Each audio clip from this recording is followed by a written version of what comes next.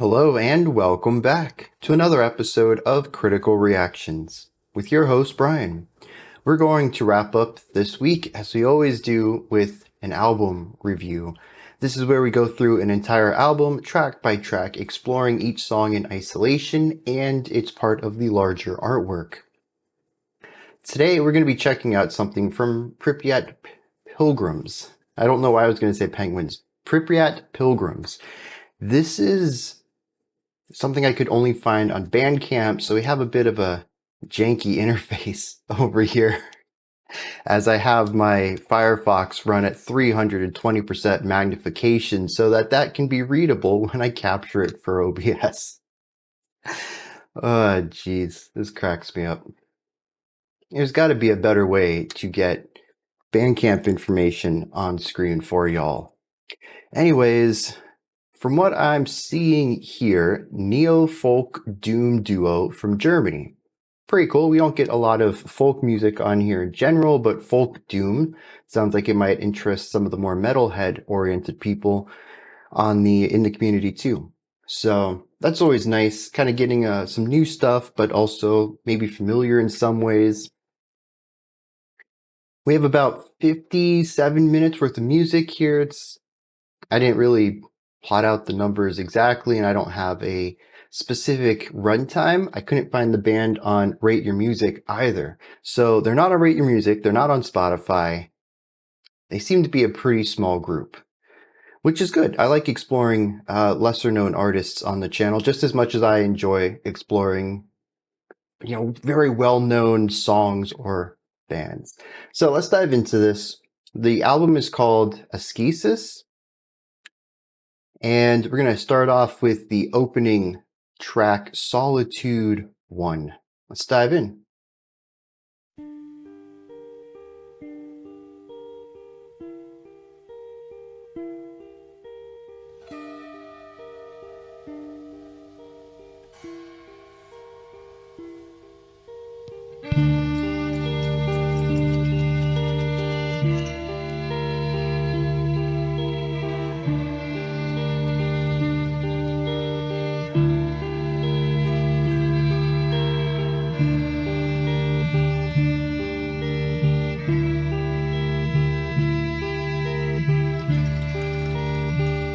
Those textures, man, what in the world?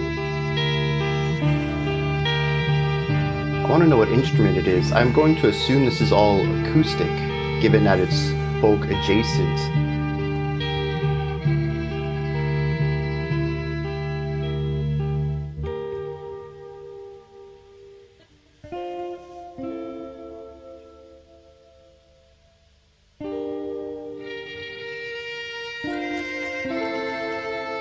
It was eerie, but this is somber.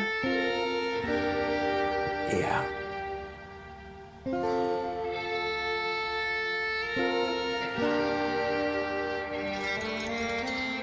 What is that?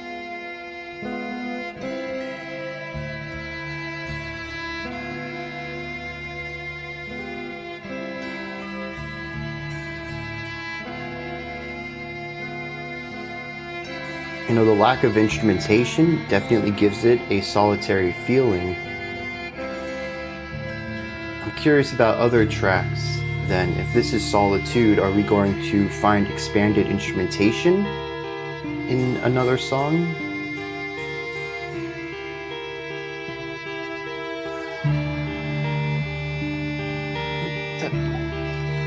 Violin and guitar, is that our two main instruments? We had piano at the beginning as well. Yeah, so I think this is an intro track. I'm gonna let it run into the next song then.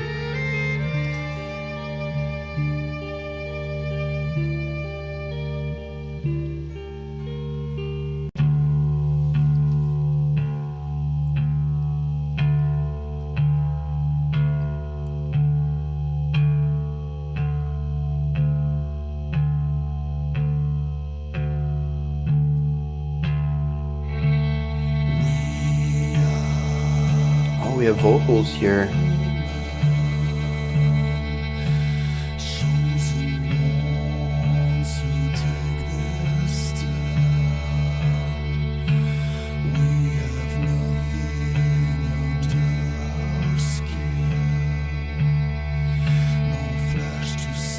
just the drone on both instruments.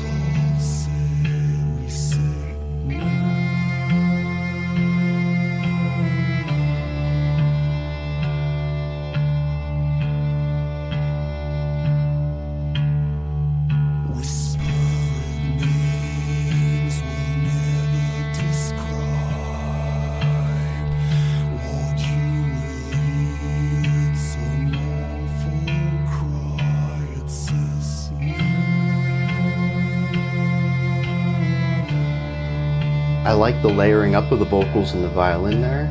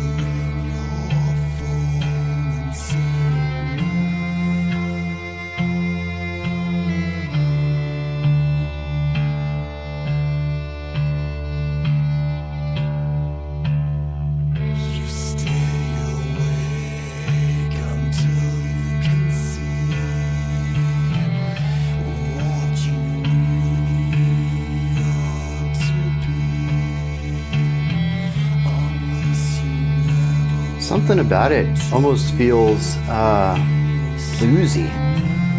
It's a little bit of twang, but I don't know where from. I mean, there's two instruments. I don't hear twang. Maybe it's the combination of the two.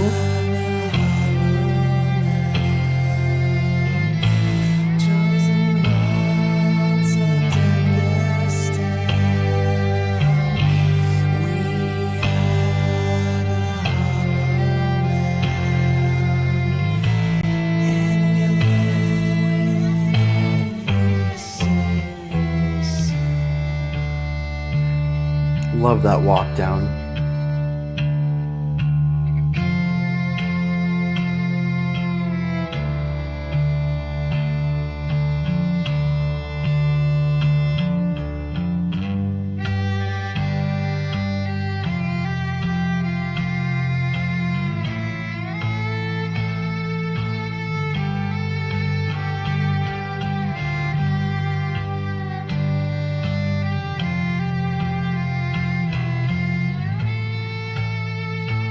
Those little slides give it a little bluesy feel. There's also a bit of reverb too. You can hear the violin being left placed, but there's like an echo quiet off to the right during that last solo. Just a hair bit delayed.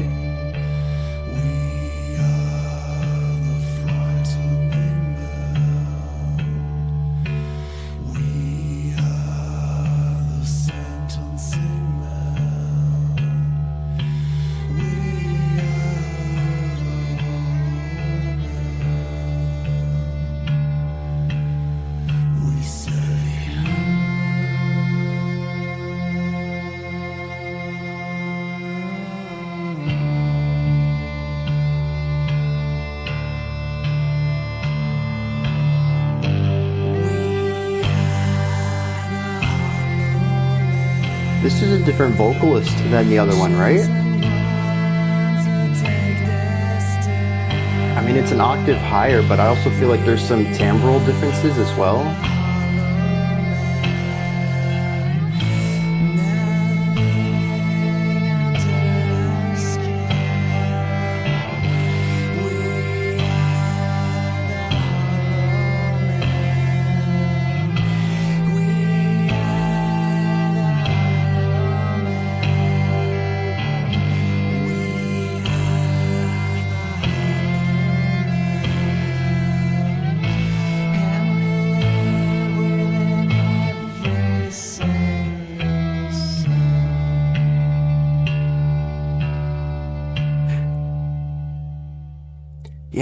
Dude, this is wild.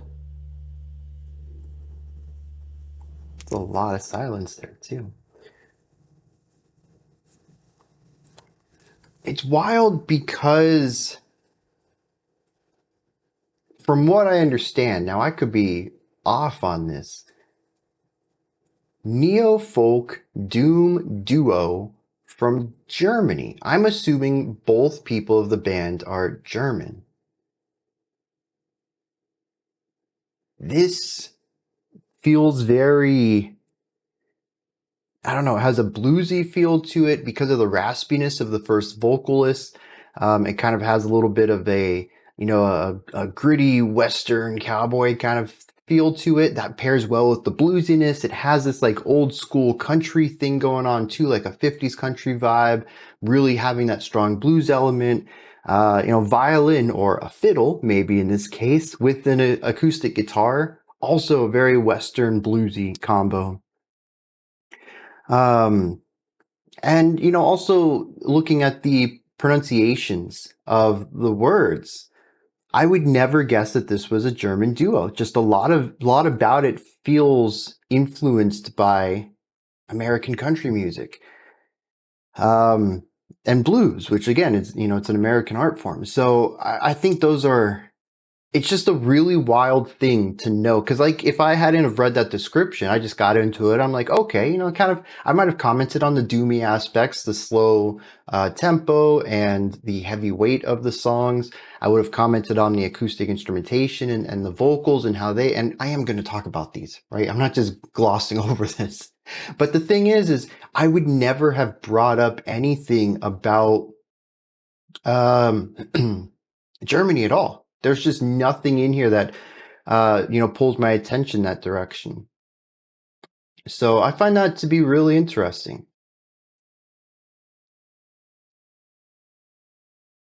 Very interesting. I'm curious how the rest of this album's going to play out. I mean, probably similar to this.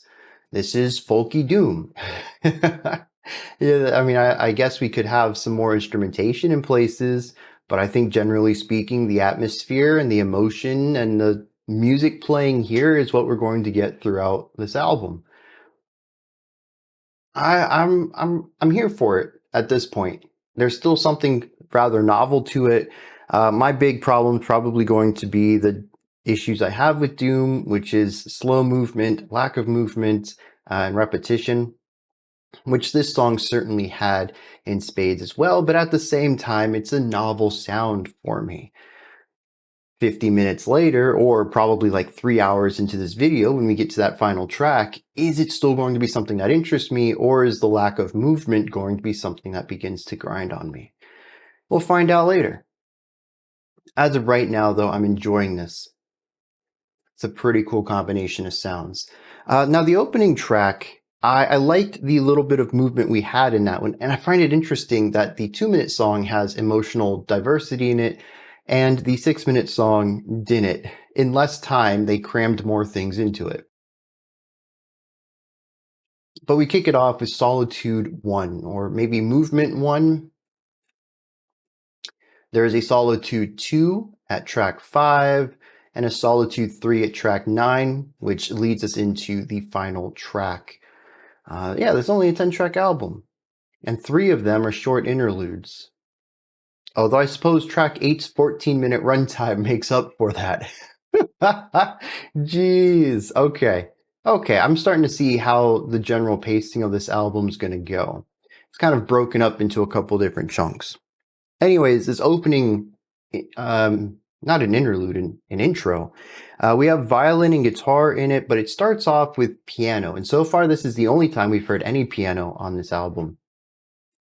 It gives us a nice rising and falling idea. Just 2 notes up, hit the peak, come back to the middle, hit the low. 1, 2, 3, 4, 1, 2, 3, 4. Just a nice little bit of chord shaping here, giving us 3 or 4 notes? I can't remember if notes 2 and 4 were the same or not. Regardless, it's just a couple of notes, and when you put them all together, you're going to get your chord. It's just that they're not played simultaneously in this case. You play them one after another, and it kind of shapes out what the chord looks like. That gives us some underlying part. We have violin melody. On top of that, the melody tends to be a bit more slower moving. We don't have anything of speed here anywhere in the album so far, but certainly not here at the beginning either. And the beginning of the song, to me, reads as being very eerie or off-putting. We have some very tense sound effects in here. We have what felt like 2 or 3 violins, might have just been multi-tracked, all coming in with a very tense chord. Might have been a tritone, but honestly felt a bit eerier and more unstable than even that. And just generally speaking, oh, the other thing too is that shimmery cymbal-like instrument thing that kind of like this scraping metal sound that appears on the right side every once in a while. I'm still curious if that's an instrument or not. At the time, I was convinced that it was some instrument, maybe a combination of instruments, maybe something they created, maybe just something I'm just not aware of. There's millions of instruments out there, and I've only heard of, a few dozen of them. So there's a whole world of stuff I don't know about.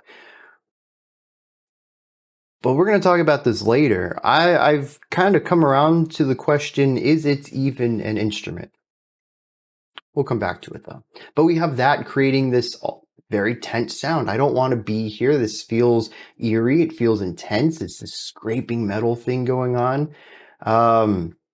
And then this gives way around the halfway point into something that feels lighter. There is, I would not call a happiness to it, but definitely something that feels less tense. There is an element of relief because of where we came from. We're now entering into something a little lighter, but it is somber. It is melancholic here. It does feel like it drags you down a little bit. What felt maybe like eeriness to begin with, a place that I shouldn't have been, is now a lonely place where I am devoid of joy. It's an interesting movement there for a song called Solitude. I'm curious what the eerie part is supposed to represent. The ending, perfect. There's not a lot of instrumentation there. We've lost that scraping metal sound, the possible like cymbal stuff going on. We just have the violin and the guitar here. And it is very somber. It's very lonely. It's very sorrowful. It feels like solitude. I wonder then if the eerie part isn't supposed to be the inciting incident that led to this, a type of tension or anxiety that led whoever the song is supposed to be about led to their isolation. The negativity that had people leave them or had them leave people. Who knows how that went around. We do follow Solitude up though with a song called The Hollow Men.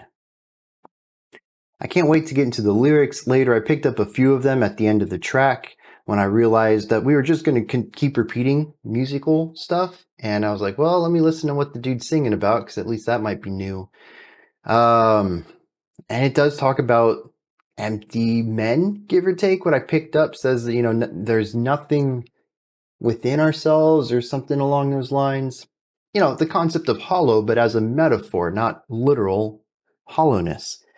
And so we have we have an album that starts off with a feeling of solitude into a track lyrically about empty people. Yeah, I think that's going to work really well as an intro into the second track. Musically, I wouldn't say there was a lot of carryover between the two, but I think emotionally and thematically, they do work really well together.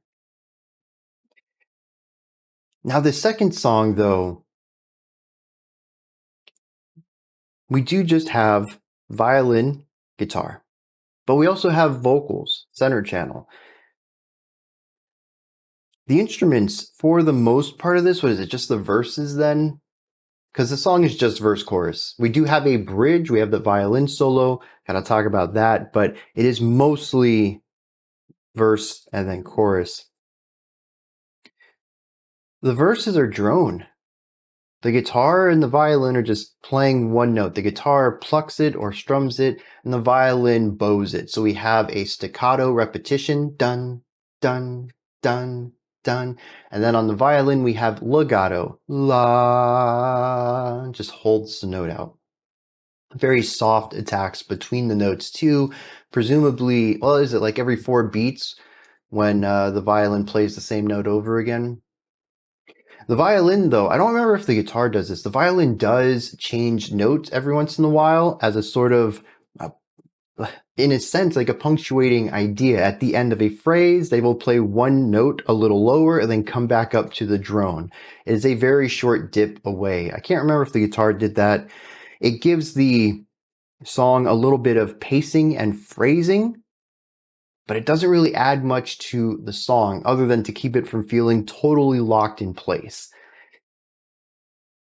A lot of it's drone though, and I'm glad the vocals were doing something of interest in these parts, because otherwise I really think I would have got lost in it, and not in the good way, sort of like just wanting something to happen.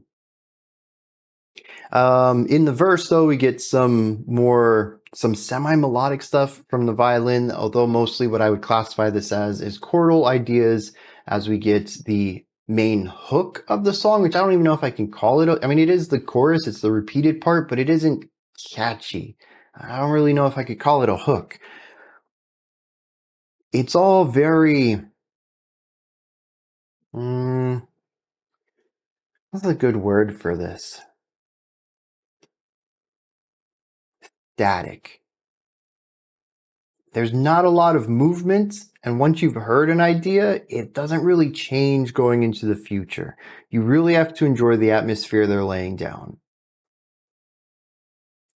And this is what I was talking about with, being here for the entirety of the album. It's a very cool sound for the 7 or 8 minutes that we listened to it. I'm cool with that. Multiplying that by 5 or 6 in this case, that might be a bit much for me, but we'll see how this goes. There is a rather heavy feel to all of this, though. We've talked more on the technical side of things about what instruments are playing, what they're playing. Oh, we didn't really talk about the vocals yet, but we'll touch on that in a second.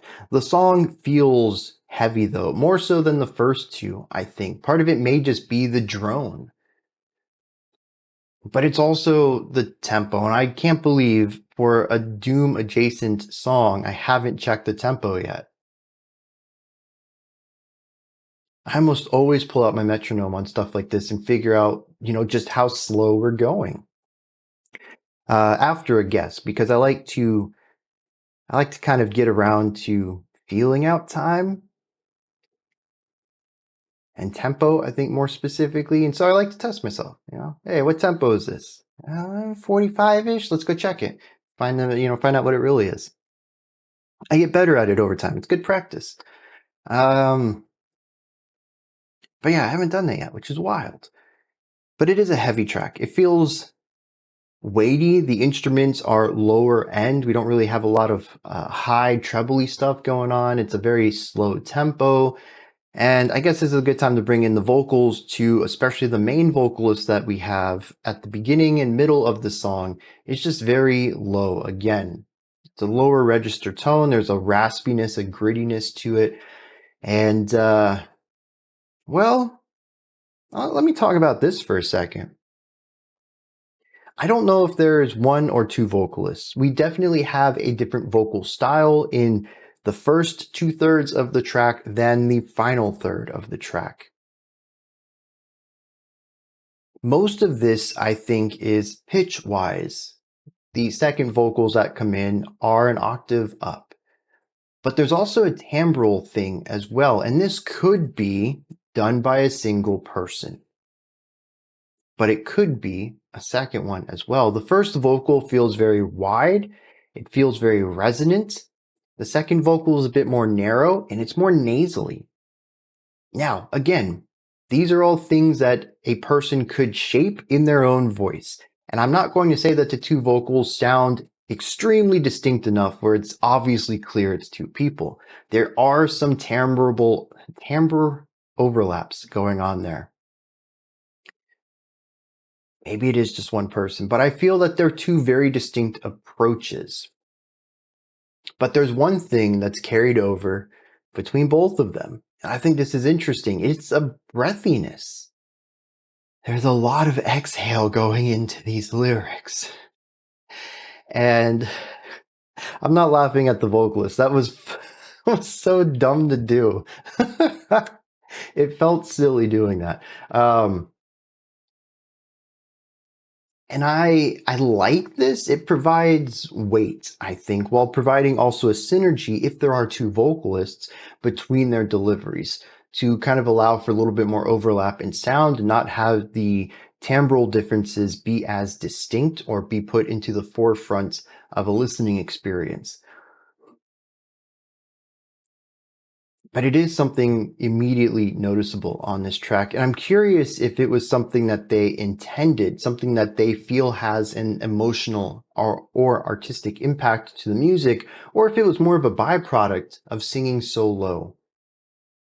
Maybe it just comes off a bit airier in that lower register and they just kind of stuck with it.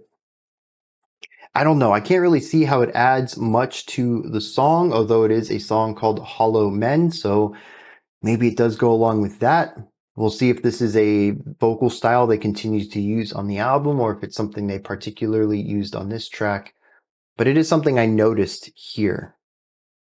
The last thing I want to talk about before hitting lyrics on track 2 here is the guitar. There is one timbral change on this track that stands out. The acoustic guitar becomes electric, distorted. That's the word we're going to go with. It could be an acoustic electric guitar. It could be an acoustic guitar recorded and then put compression on in the audio workstation. Doesn't really matter. What does matter, though, is that it's an effect. We no longer have a purely acoustic sound. And this is why I mentioned earlier on that metallic scraping sound that I was so sure was an instrument originally, I'm not too sure about anymore. Because we aren't focusing entirely on acoustic sound. So it's possible that might be digital, it might be it might have effects on it of some sort. It might be modified in one way or another. And so I don't know what that is anymore. It still might be an instrument, but it also might not. It could be a sample for all I know. This doesn't change my perception of the band. I don't look down on them because it's not purely acoustic anymore, but it does change my expectations for this album. For whatever reason, because of the neo-folk genre definition that I assume they gave themselves. This isn't just some review I'm seeing of it. This is their description box on Bandcamp. But because of that descriptor, I figured it was acoustic. Maybe it's not. Well, let me put it this way. So far, it isn't. We have electric guitar sounds in here. We have distorted guitars. Now, granted, it's a distorted acoustic guitar. I'll still give it that. But they're not adverse to using effects. So that changes my expectations for the album. All right, let's dive into some lyrics for Hollow Men and then proceed on. I only have one interpretation for this track. And I don't know that it's accurate, but it's the best one I have. It says, "We are the hollow men, chosen ones who take their stand. We have nothing under our skin, no flesh to stab. No, we all said no. Whispered names will never describe what you will hear. It's a mournful cry. We are the hollow men. We live under your house. You can try to sleep, but we'll ring your phone. Oh, sorry, we're under your home. There's the rhyme. You can try to sleep, but we'll ring your phone." And at this point, I was like, I don't get it. What is this? And this one stanza opened my eyes. You'll stay awake until you can see what you really ought to be, unless you never more want to be free. So he says you can try to sleep, but we're going to ring your phone. We're going to call you. We're going to let you know something. And we're going to keep you awake so you can see what you ought to be. Unless you don't want to be free, in which case we're not going to show you that. We're only going to show you freedom. So men who have taken a stand, who have no flesh, and who command you to be free, to show you a free world. The way I view this is people who have died fighting for their country, fighting for freedom. They live under your home. They're buried beneath the ground. And their stories are constantly told, or should be constantly told, to remind people to fight for their freedom. That's my take on this. It also says at one point that they live with every single sin. And it took me a while to capture this, and I still don't think I have all of it. But my first thought was like the cardinal sins, right? Greed and lust. But what if we just looked at their sins? War is not a great place to be, and there are things people do in war that are usually not great. They have to live with that. They may have done it for a good cause, but still, war is about atrocities. It's about people taking other people's lives.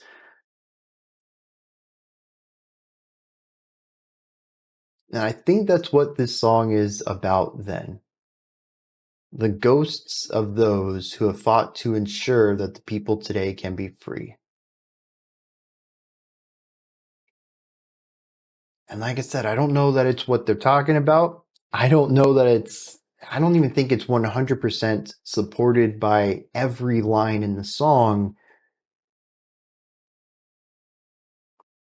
But it does make sense to me with the few lines that I've pieced together to come to this conclusion. Nothing else makes sense to me on this one.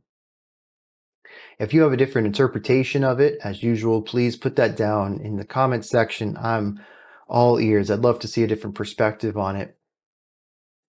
But that's the only thing I can think. I really thought it was going to be emotionally hollow to go along with the solitude of track 1. But it didn't go in that direction. So now I'm trying to figure out where the doomy, bluesy stuff comes from. Oh, I didn't even talk about the violin solo. And I didn't really have much to say about it either, so much so I forgot about it. It's a solid melody, but it just kind of reinforces a lot of the ideas the vocals are playing around with as far as melody goes anyways. So a nice idea, changes things up a little bit, gives us a different timbre drop in the melody, but doesn't alter the song really much of any way. All right. Next up, the song is called Snowwalk. I sat here trying to make a dad joke about no walking, but I didn't come up with anything I quite enjoyed, though I came up with a ton of really terrible ones. Let's dive into it and see what's going on with Snowwalk.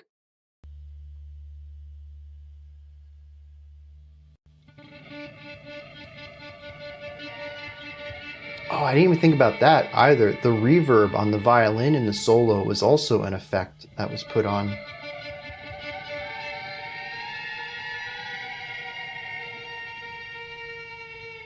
So they are using acoustic instrumentation, but they're not restricting themselves to exclusively acoustic sounds. I can get behind that. Still, man. It has like this dark country vibe.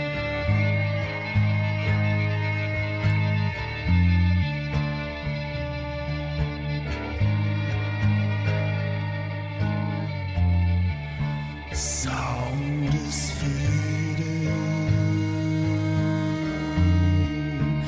deaf by night. Dude, I'm digging this.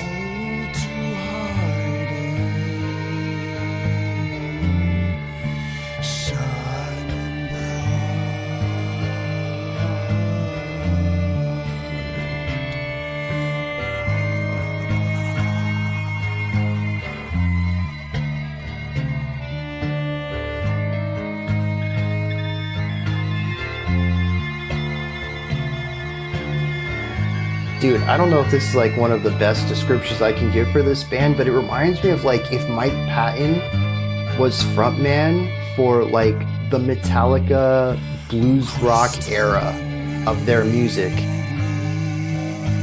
while still like, I don't know.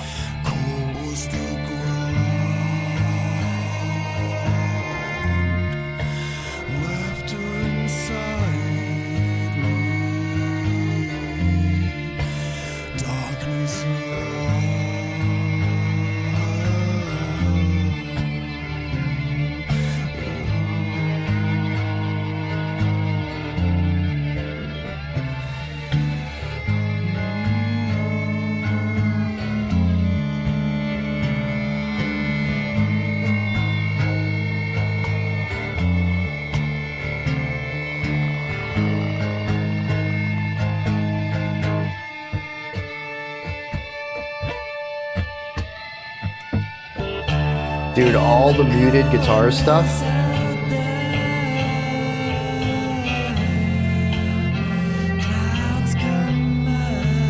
It might be the same vocalist.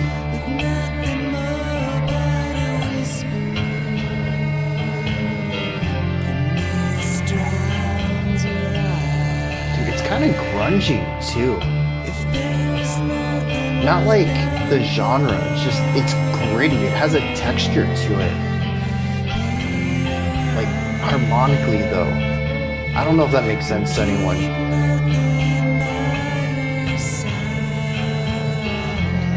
I mean, it feels like taking a Nine Inch Nails track or a Deftones track and removing all the compression and distortion, but it still like retains that filthy element.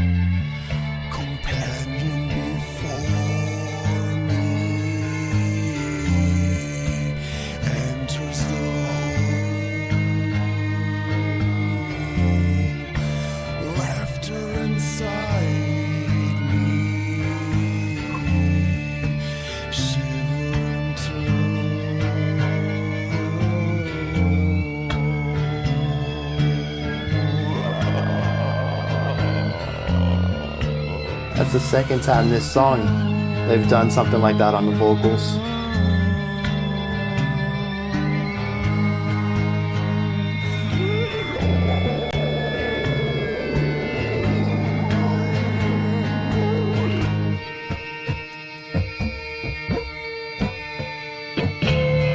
All of the variable like textures coming out of those different palm muting techniques, strumming different parts of the guitar. I love that.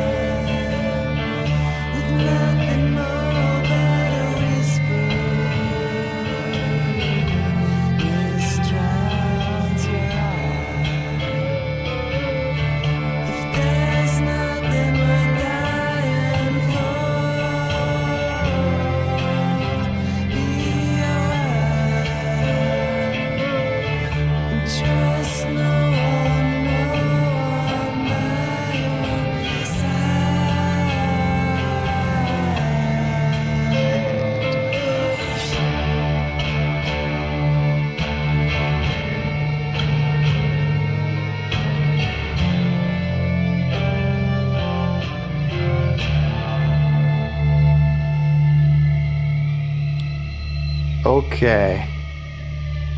Okay.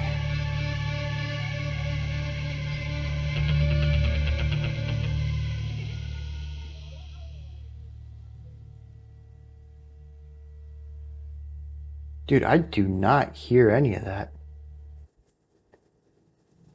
That volume over there was saying we still have volume on something, but I heard nothing. I don't know what, maybe it's pitches that I can't hear? I don't know. All right, so this group just proved to me the power of this combo, their style of music right here. That was excellent. I know we're only 3 songs in, and one of them was an intro. So, we're barely getting into this album, but this is my favorite track so far by a long shot. Everything just works in here. It has this bluesy plotting element to it, just kind of like step after step. No real anticipation to it, no high energy. There's a drive, but there isn't an excitement. It's just one step after another. Dum da dum da dum da dum da dum. It's just this consistent movement forward. Very heavy step too. The entire song just feels like against all odds, nothing stopping you. One foot in front of the other. But it also has that bluesy twang to it. It's got the little bends, it's got the bounciness, it's got the return to the root, followed by the full chord stack, back to the root. I mean, that whole thing's just like blues right there. Um, and then, of course, the vocals. This dude just has really good, gritty, old man who's seen too much vocals. And I love it. It just works so well for this type of music. I'm not usually a big fan of lower pitched male vocals. I listen to a lot of post-hardcore. I listen to a lot of emo music. I really dig high pitched whiny voices. As funny as it is to describe them like that, that's just very palatable to my ears.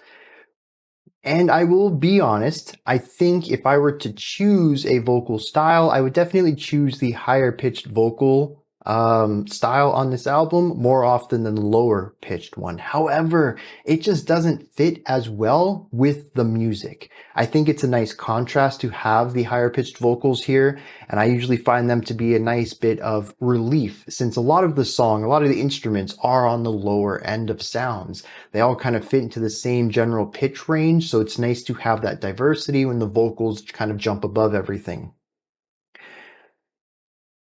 But dude, the lower pitched vocals just fit. They have that grit, that dirt that goes along with the song. And honestly, I mean that too.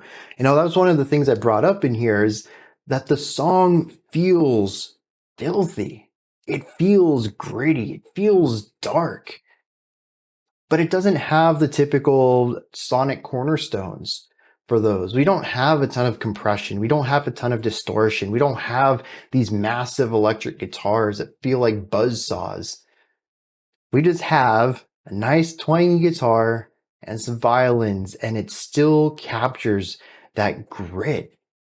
I had mentioned at one point in time that it felt like we took a Deftones song or maybe a Nine Inch Nails song, some of their grittier, darker sounds, and we just stripped off all of the production stuff, the distortion, the overdrive, the compression. We just get rid of all that, and what's left, it still captures that same feeling of grit and darkness, just without all the fluff, the extra texture on it. And I really feel like that's what this song did a strong job of accomplishing.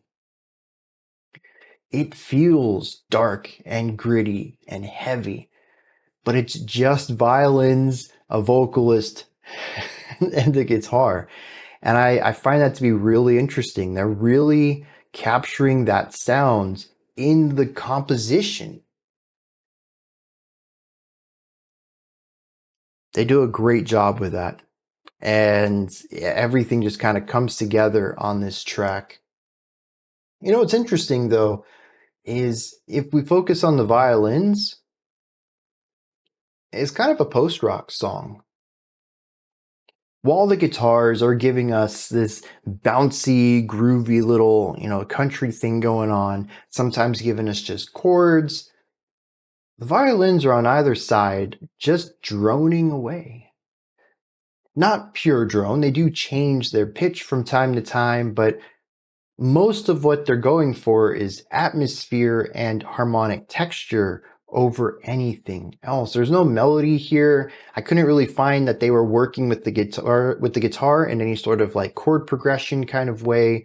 They're just playing notes. Sometimes it feels like they're in their own worlds. Sometimes they do line up a little bit and provide some of that extra weight or darkness to help with what the guitar is doing. But I found more often than not, they came together to create very tense, clashing dyads or two-note chords, creating layers of tension in the song, creating this dissonant grit, like nails on a chalkboard every once in a while.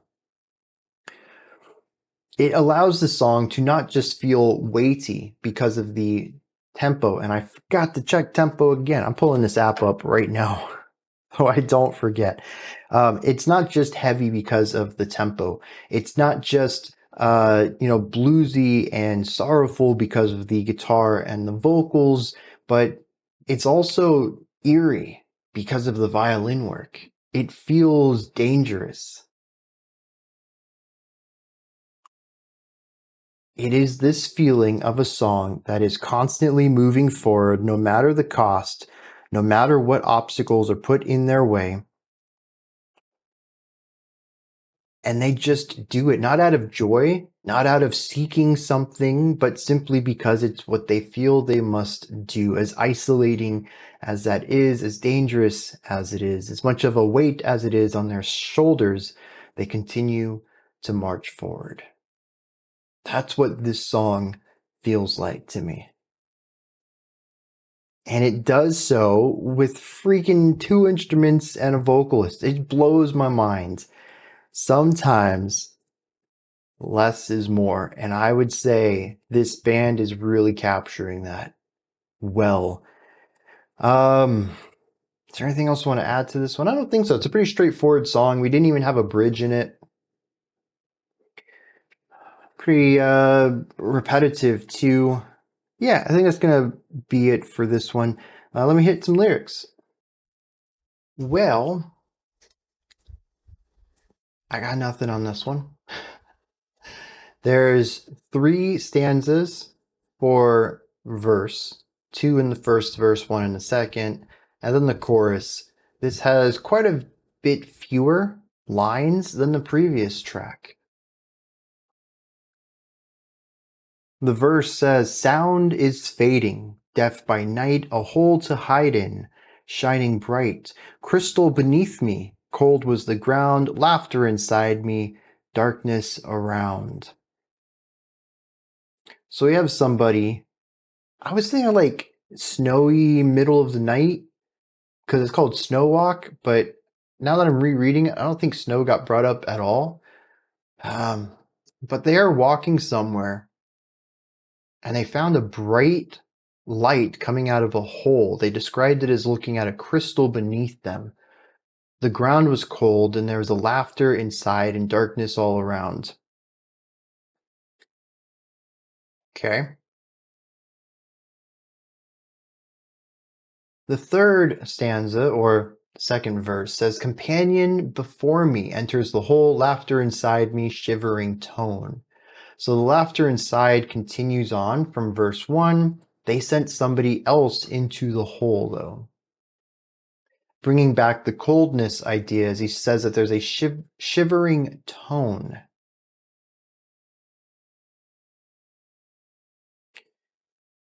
The chorus does basically just set the mood, though. It says, "In the coldness out there, clouds combine with nothing more but a whisper, the mist drowns your eye." I really like the idea of the mist drowning the eye. It's really great figurative language to say that the mist was so thick you couldn't see through it.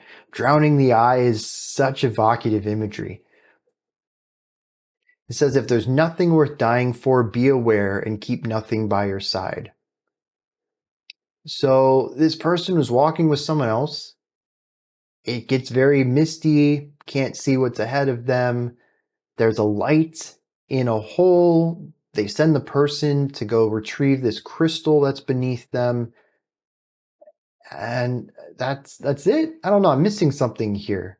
Like, I'm missing the point. What is this about? I don't know. A bit lost on that. I did, however, go look up Askesis.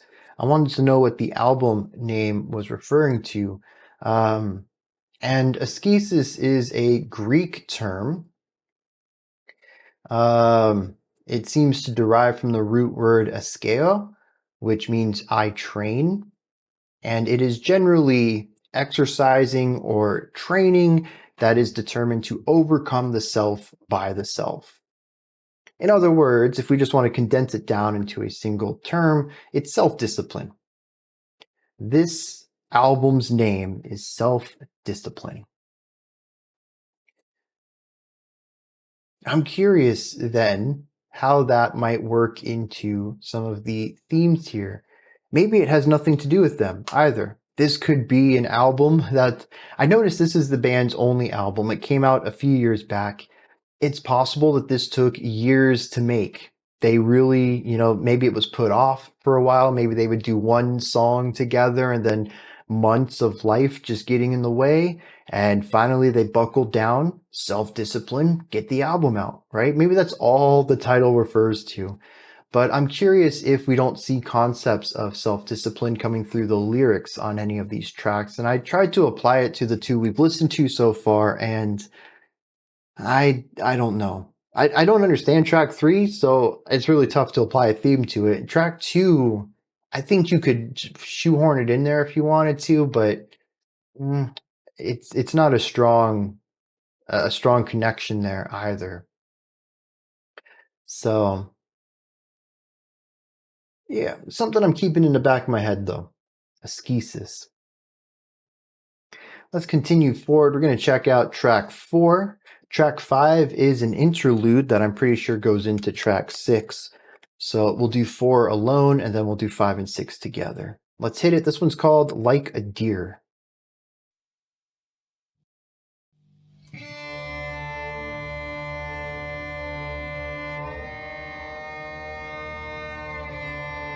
Kicking in with the intense sounds right from the start.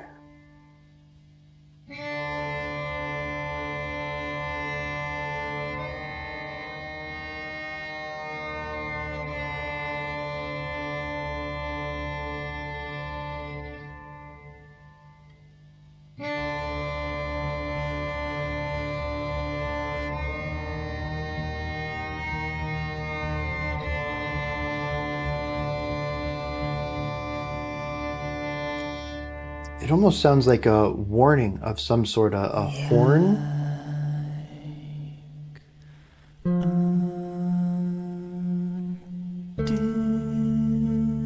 Oh, continued going up. Okay.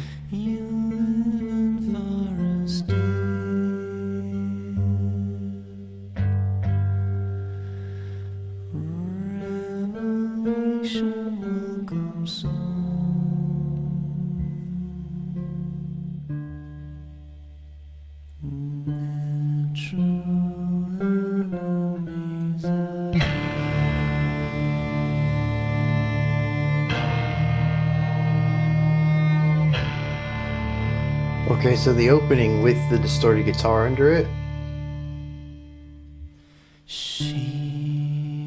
Oh, but only one time.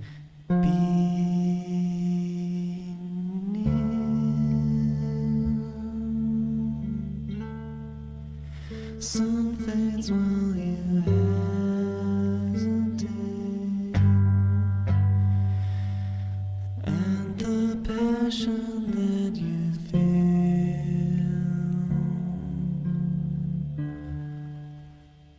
keeps glowing in the dark.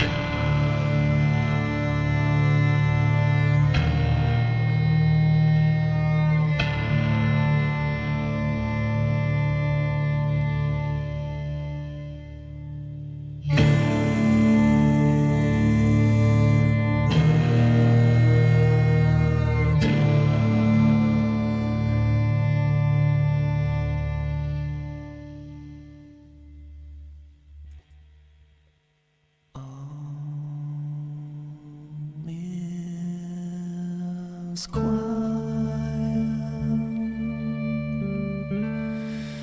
You tried to judge her sway.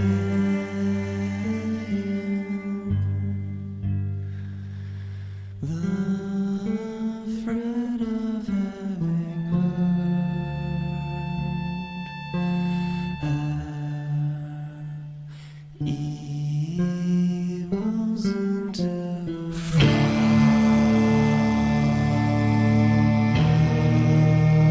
You know, I thought that the vocal and guitar layer was gonna wear on me, but I still really like it.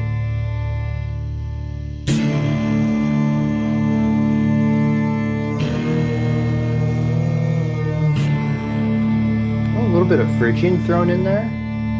It was just in that passing tone.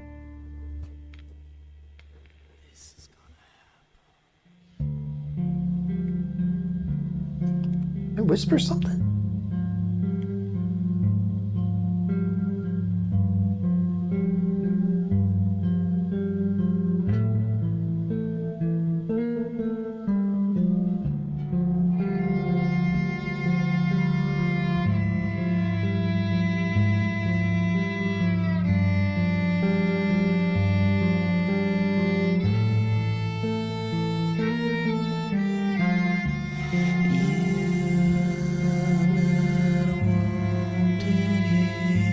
Yes.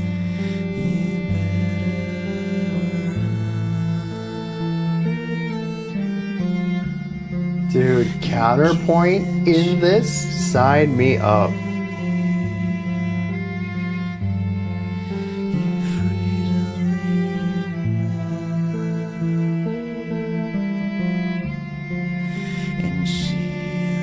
I think it's interesting how they've kind of left the weight aside from the last couple of tracks and are focusing on something haunting here.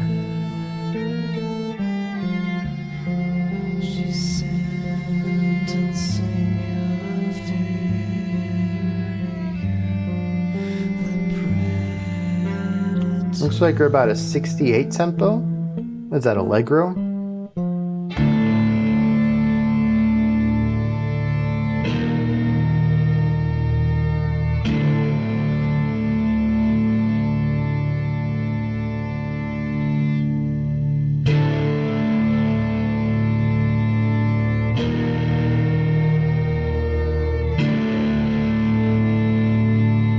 Oh no, it's adagio.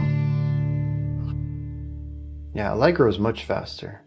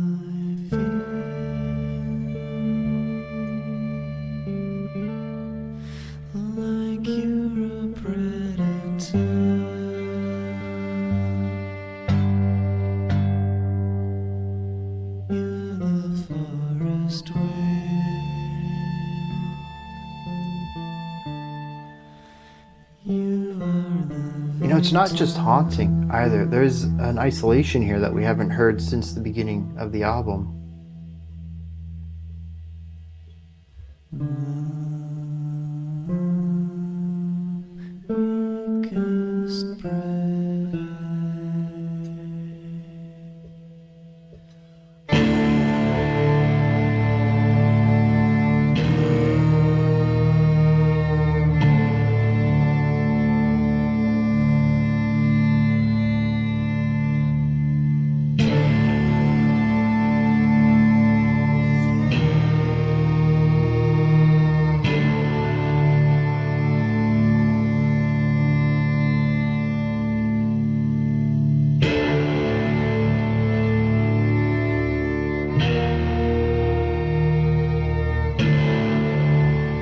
What was that?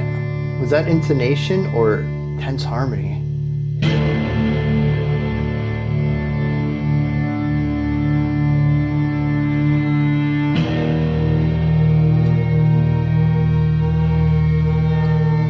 And so we're going to end the track the way we started it, with the constant repetition of this very haunting three-note movement.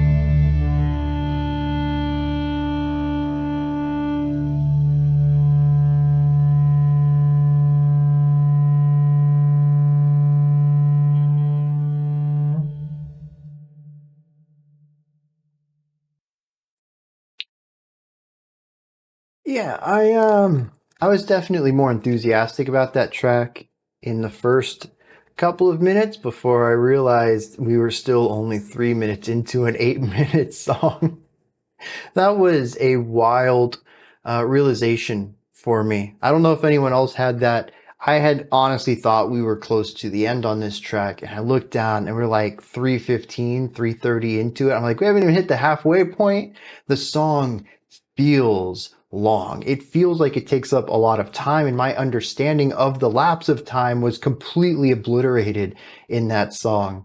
And it was wild to feel like I had lived a lot longer than I actually had.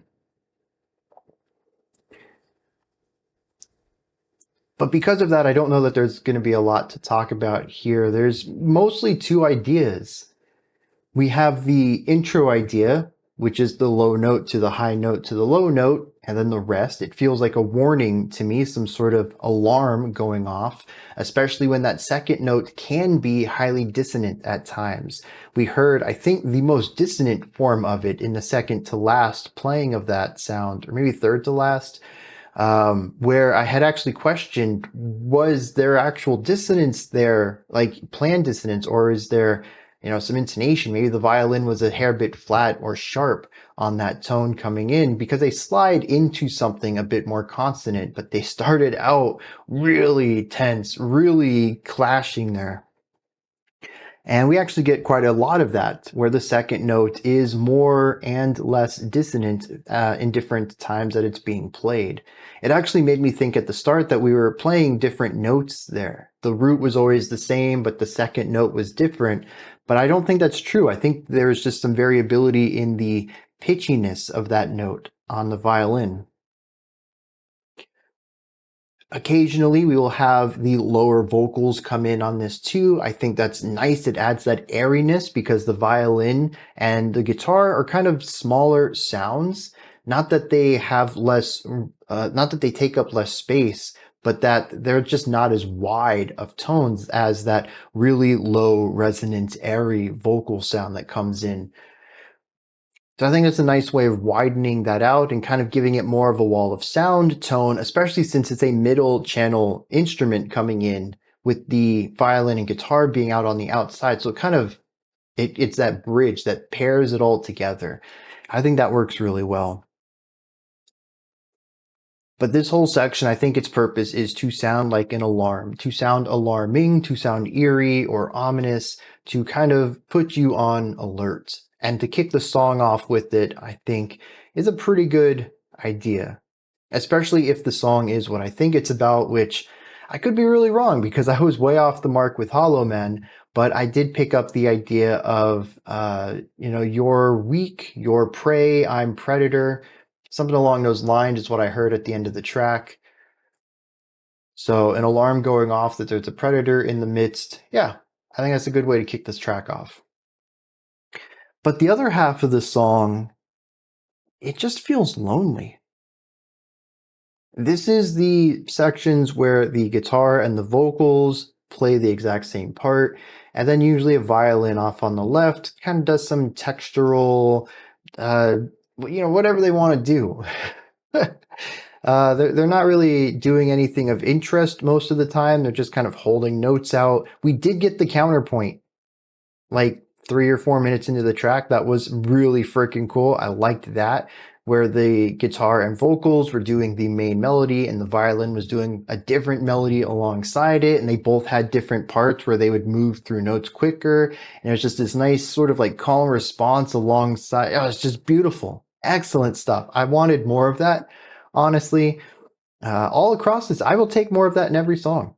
It was gorgeous, beautiful stuff. But I think that was the only time that the violin really came into something that I felt defined the song in a way. Everything else sort of was meandering around in the atmosphere, creating extra texture for the song, creating specific tones and timbres that help give emotional weight to specific sections, but not really addressing anything that the rest of the instrumentation is doing. They're sort of just on their own, being that atmospheric sound, being kind of droney in a lot of places too. So that also kind of heightens the isolation of the vocals and the guitar. They only have one role that they both play together. It's the same exact melody line. The only other instrument is just off doing its own thing. It doesn't even recognize that these instruments are here doing this song. And so it makes it all feel lonelier for the violin, and lonelier for, the core melody instruments here, and the singularity that they represent, the one melody line. We can also look at the dynamics on this track too. A lot of this tends to be quieter, lighter vocal work. There's just not a lot of big bombastic moments other than that first section. The alarm, that tends to have some volume that brings the contrast in, the dynamics. But other than that, I mean, the song is kind of quiet. It doesn't take up a lot of space. It's also in a lot of ways unassuming. It never tries to grab your attention. It never tries to, get in the spotlight. It always feels like it's trying to avoid that, honestly. And for a song that might be about predator and prey, that makes sense too. What if the big alarm is the predator coming in and the rest of the song is from the perspective of the prey, being as quiet and unassuming as it can be? Again, I might be way off on this, but I mean, those are the two sections of the track, and that we get 8.5 minutes of that, which honestly feels like too much. This is one of those songs that I really liked at the beginning. I don't think it had staying power for me personally. Here's the thing though, I don't want to say it overstayed its welcome. There are definitely songs where I'm bored of it. I'm like, this song needed to be done minutes ago. I wasn't there with this one. I was just checked out. I think it's a great atmosphere. I think it works. I was good. So maybe that's a silver lining right there. I didn't hate the fact that it kept doing what it was doing. I just wasn't enthused for it anymore. And maybe the neutrality of that, maybe it says something about me. Maybe I'm becoming more receptive of more cyclical works.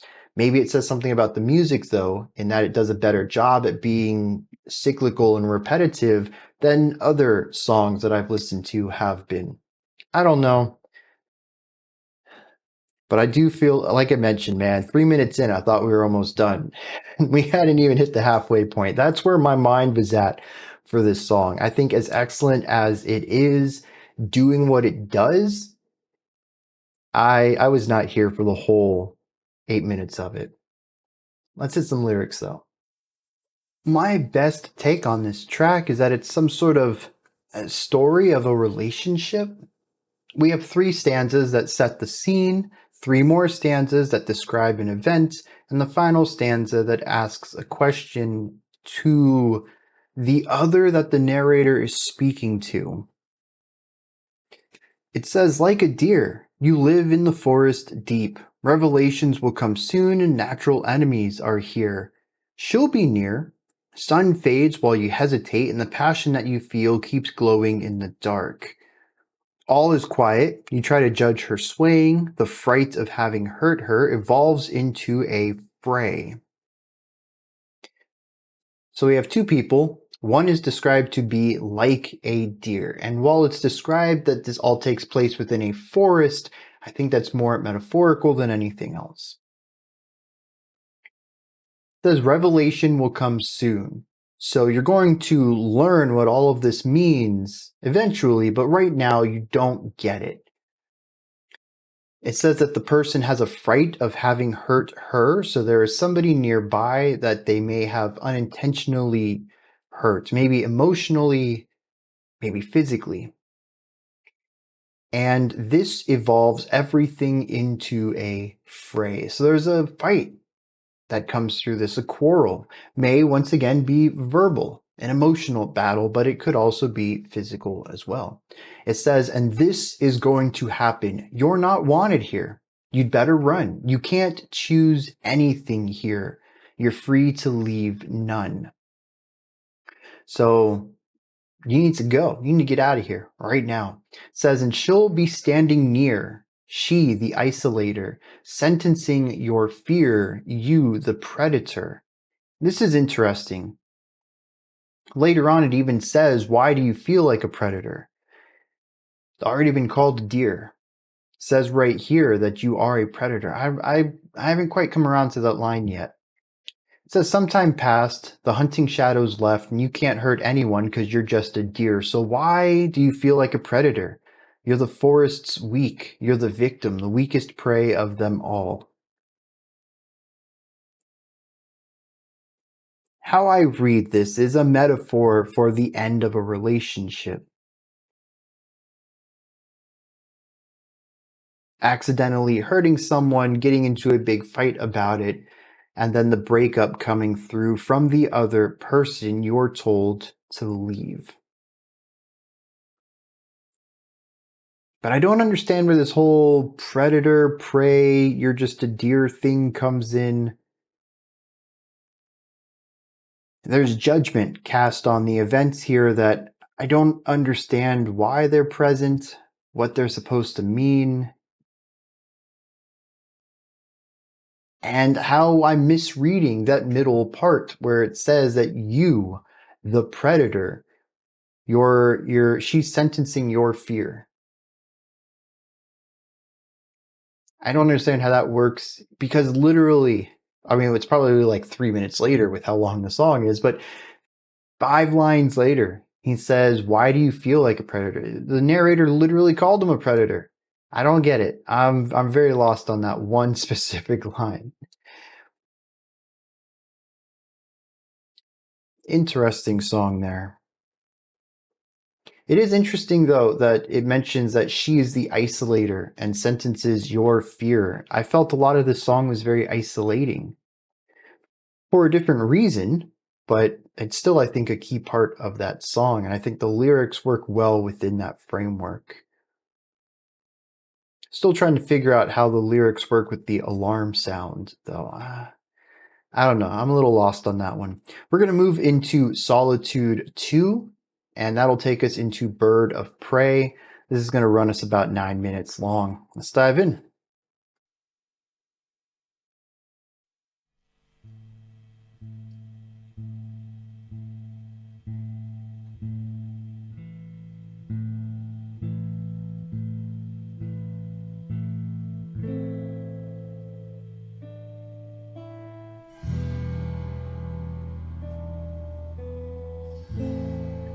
Another bit of a somber tone here.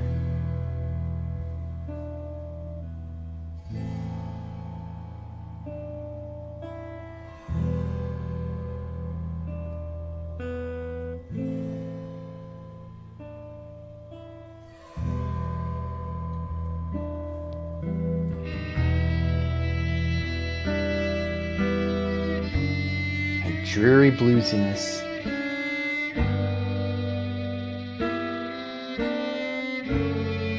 Also, the guitar's out of tune on this track, isn't it?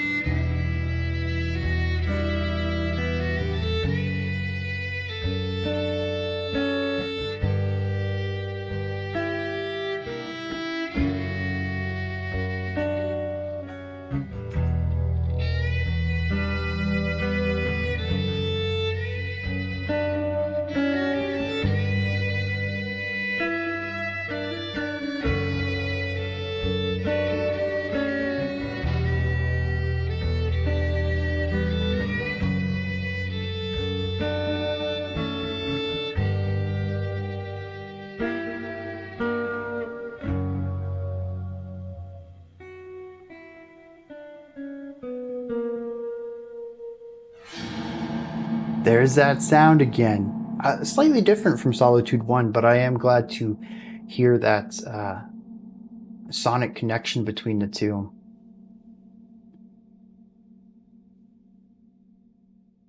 Bro, that's so wild. Like, the volume indicator says there's sound. I don't hear any.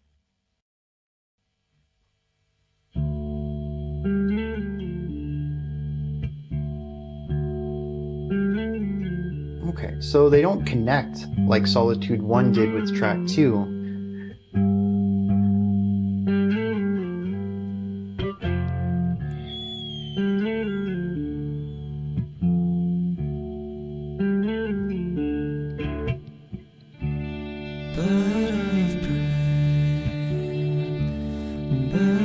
Another song, Texture, melody works together, guitar and vocals.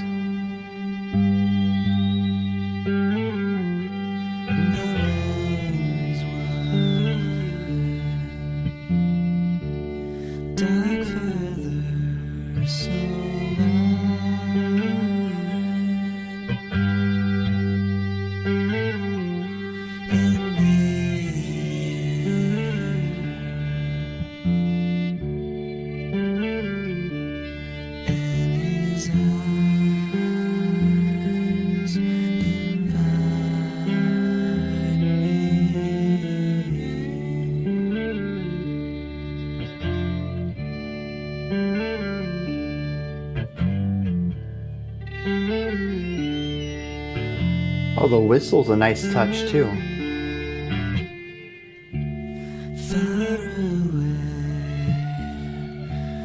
Far away, I can see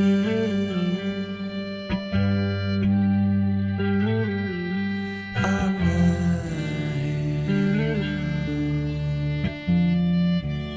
the misty hill I will be.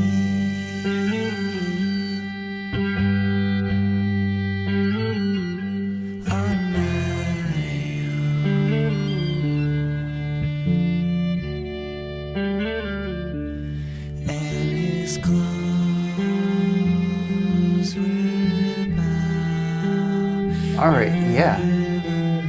Harmony on the violin, but the vocals and guitar were a little out of sync, kind of doing their own thing on generally the same concepts.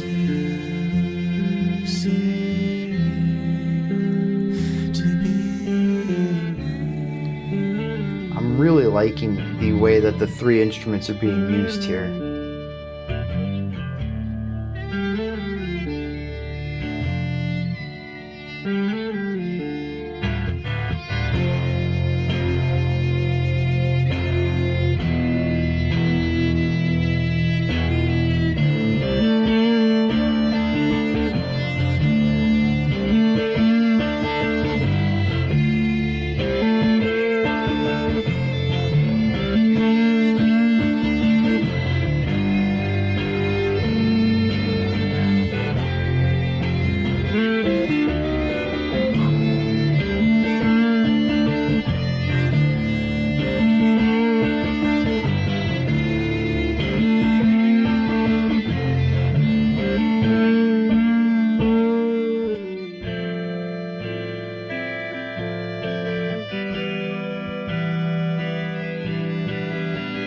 So the violin held out over the break, and the guitar had that slide down, almost as if it slid back into the clean acoustic. Yeah, that was a cool little transition. A bit abrupt, but still a cool idea.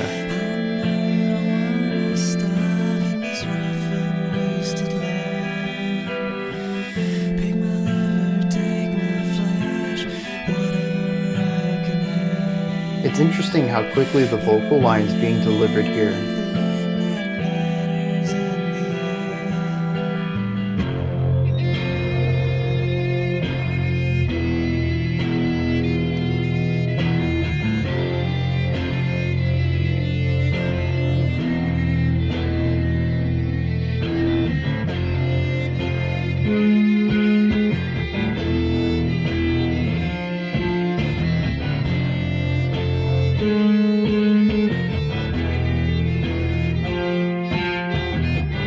That shifting between the high and the low tones underneath this violin solo.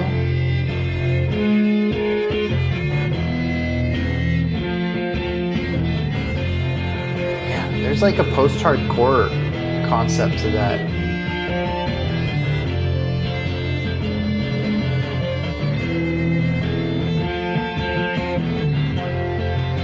Maybe even a little bit of grunge.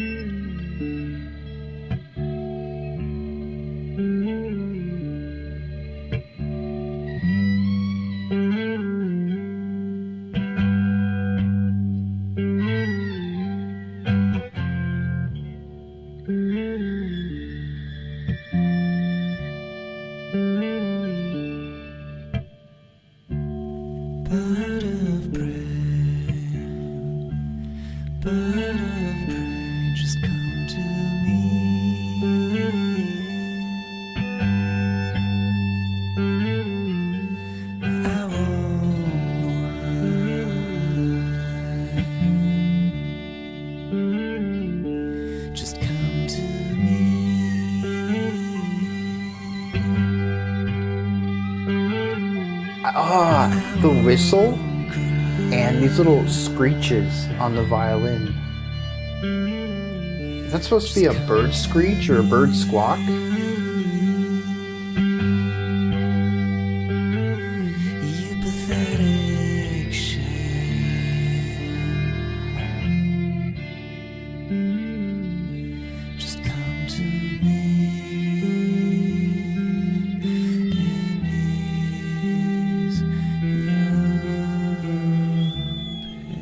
Yeah. And more screeching stuff. Okay. Yeah.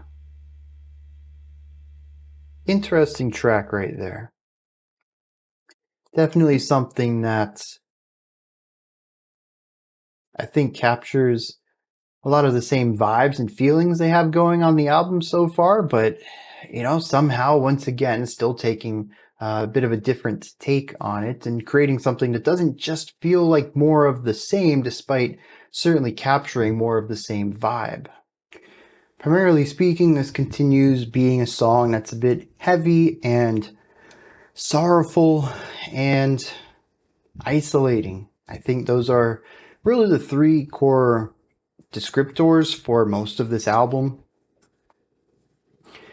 And this song continues on with those. It also continues to use this bluesy country-esque thing, though we don't see the heavier lower vocals at all on this song, which I think is interesting.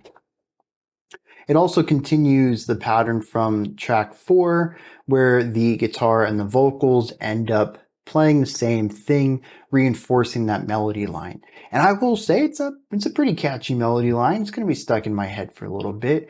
Although I do think Snowwalk is going to be the one that stays with me the longest on this album, even at this point. And, technically we only have 2 more songs. 4 tracks, but track 9 is only 1.5 minutes. Track 7 is, 3 minutes. That can be a song. I mean, but if we're sticking with this slower tempo doom stuff, that's one idea. Maybe that's also going to be an interlude into track 8. Track 8's 14 minutes, though. That's a long time. We'll have to play that one by ear. Maybe we'll do 7 and then break and then 8. Maybe we'll do 7 and 8 together. Anyways, as I was saying, there's really only 2 to 3 songs left on the album. I still think Snowwalk's going to take it. That song was just excellent. Coming back to this track, Bird of Prey. One thing that I like on it, that I think it does different, is the use of the violin as texture. Now, granted, a lot of the violin work here is still Droney. Much like, was it Snowwalk? Is that what track? No, Like a Deer. That's what it was. Like that track, the violin dances between the worlds of texture, just kind of being its thing off in the corner, being drone, holding notes out, maybe shifting with chord progressions, but mostly doing its own thing. And moving between that and melody focused writing. There are several places in this track where I really liked the ways that the guitar, vocals, and violin all worked with each other doing different things. There were times when the vocals and guitar would sing the same line while there was a little bit of a counterpoint over here on the violin. The vocals will duck out while the guitar continues the idea, and then the violin will join along it and they'll play the same idea. And then the guitar will shift over to like a sort of chordal thing, and then the vocals and the violin will play the same thing. And it's like this ever shifting pairing of instruments, while a third instrument plays alongside it with a supplementary or secondary line. It's a very cool movement. I like that idea throughout this track, and I think it does keep it sounding rather fresh. 7 minutes of, well, I'd say it's probably like 4.5 minutes of the same thing throughout this whole track. Not much change to it. But they find these little ways to keep it fresh and interesting and reinventing what it's doing. And I think that is the smart thing to do with Doom or anything that's a bit on the slower side and really focusing on atmosphere like this. Allow the atmosphere to be singular, to have that consistent feeling throughout, but change things on the micro level. So the song feels like it's one thing, but doesn't ever become entirely static. And that's where Prypjat Pilgrims really stand out to me. You know, we've crossed the halfway point here. To me, this is their strength, is crafting a singular feeling, a singular atmosphere, and changing little things up along the way so it feels like a journey rather than a wallowing within one sound. Wallowing? Yeah, wallowing within a single vibe. Because it still does do that. You are, you know, drenched and saturated in whatever atmosphere the song is. And most of these songs share similar atmospheres too. But they find little ways to keep it interesting, not just from track to track, but section to section. And I think that is a really big strength. They have found a way to make low tempo, heavy atmosphere, doom adjacent music interesting generally from moment to moment. Now, the other thing that shows up in this track is a bridge.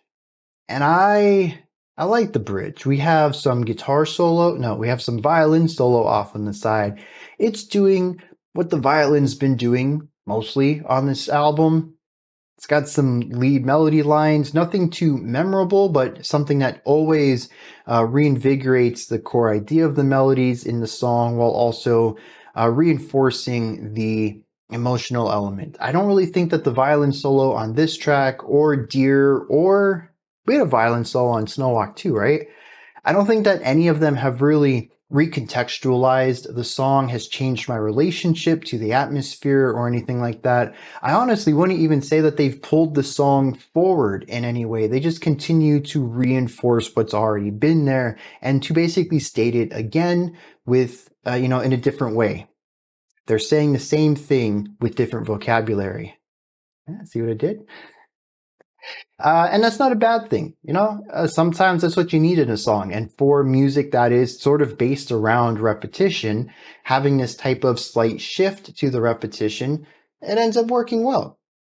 It has strong synergy with their composition style without allowing the songs to reach that form of heavy rigidity, heavy repetition, where it just becomes boring. So if they feel like they need to take a break from the vocals carrying the melody, now we need the violin to carry the melody, but the violin plays something that's kind of close, but it's a little different on a different instrument, and that's enough to keep the song moving forward. It feels like that's the direction they're going to take. What I found really interesting, though, wasn't necessarily the violin in this bridge, but it was the guitar.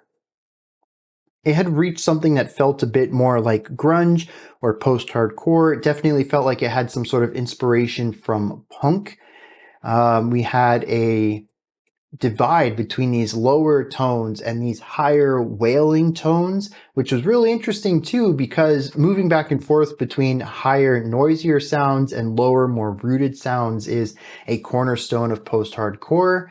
But also the higher tones kind of being wailing, a lot of bending going on in there. Feels very bluesy, which places it right in the realm of the type of music they've been making. So it doesn't feel out of place, despite what to me sounds like a very different genre to pull inspiration from.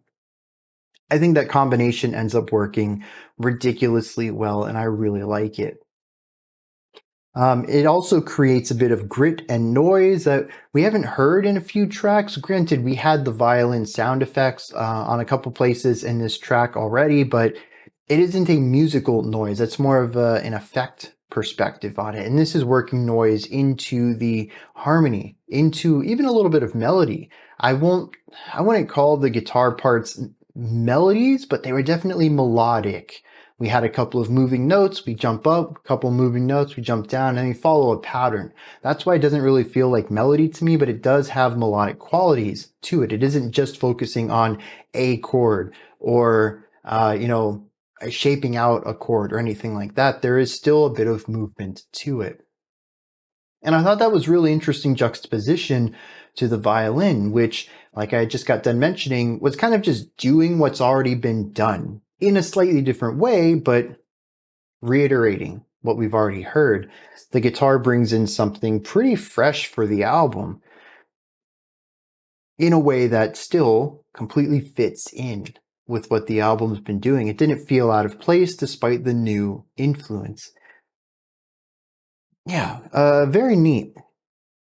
I think at this point, I just kind of want to bring up, like I mentioned, 2 to 3 songs left. I don't know how much new information I'm going to have about these. This band, halfway through the album, has pretty much laid down the groundwork for the album on the not the first track, because that was the intro, but on track 2, the first full song.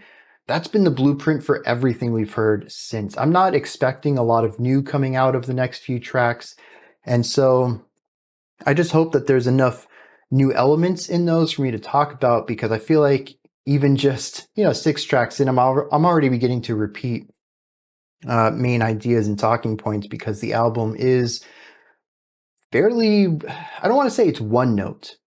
It is fresh enough on each track that I don't feel like it's repeating itself, but the atmospheres, the roles of the instruments, I'd even say most of the compositional ideas, there's a lot of techniques being reused from track to track. And the fact that it's also doom, slow music, highly repetitive. I mean, we're looking at tracks that are mostly verse, chorus, bouncing back and forth between them for 6 to 8 minutes. We have a 14-minute song coming up ahead of us. Is there going to be much variation to that, or is it just a lot of verse, chorus repetition? Because that's really all they've showcased so far, aside from the rogue bridge that we've had here and there, which, as I've mentioned, is the violin reiterating things for us. So I just hope this isn't underwhelming. I don't feel like my analysis has been as deep as on some other albums, but I also feel like this is something that's continuing to do a very similar thing from track to track, and each song is kind of standing out less as we go through it, which isn't a bad thing, just for this context of trying to keep my thoughts interesting from track to track. I'm finding less and less new topics to bring up.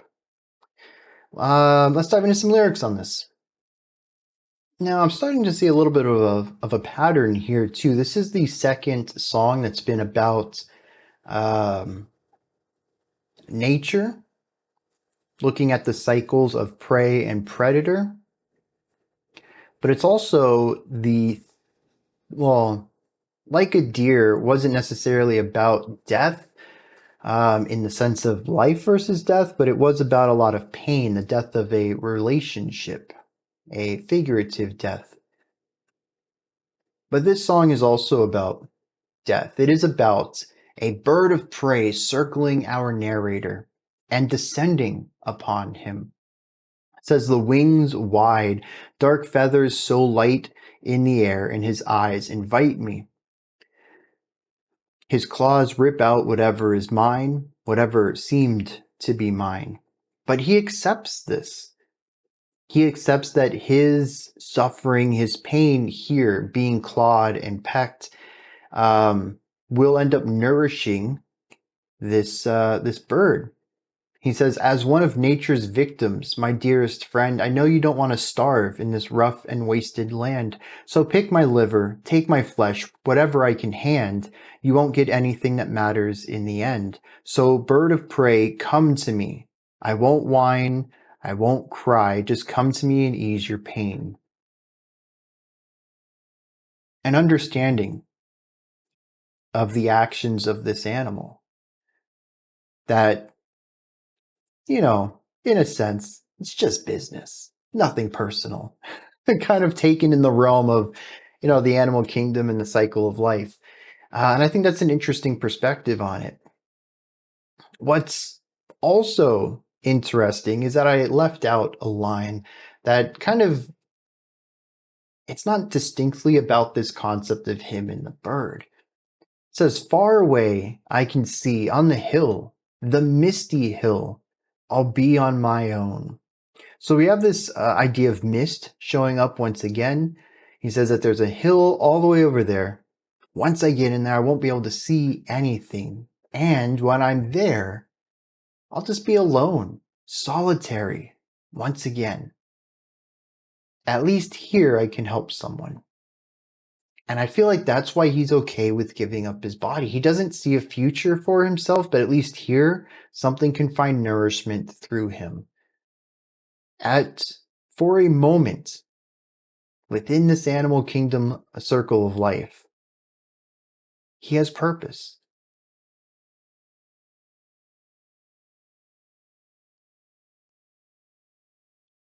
I think that really speaks to a lot of the pain on this album. Not necessarily just solitude, which does pop up quite often. Many of these songs feel isolating, but a lot of these songs also feel like there's just nothing worthwhile. I mean, even going back to Hollow Men, it is about a bunch of ghosts trying to convince or remind people what is worth fighting for. What they see is maybe a group of people, a civilization who have forgotten what life is worth.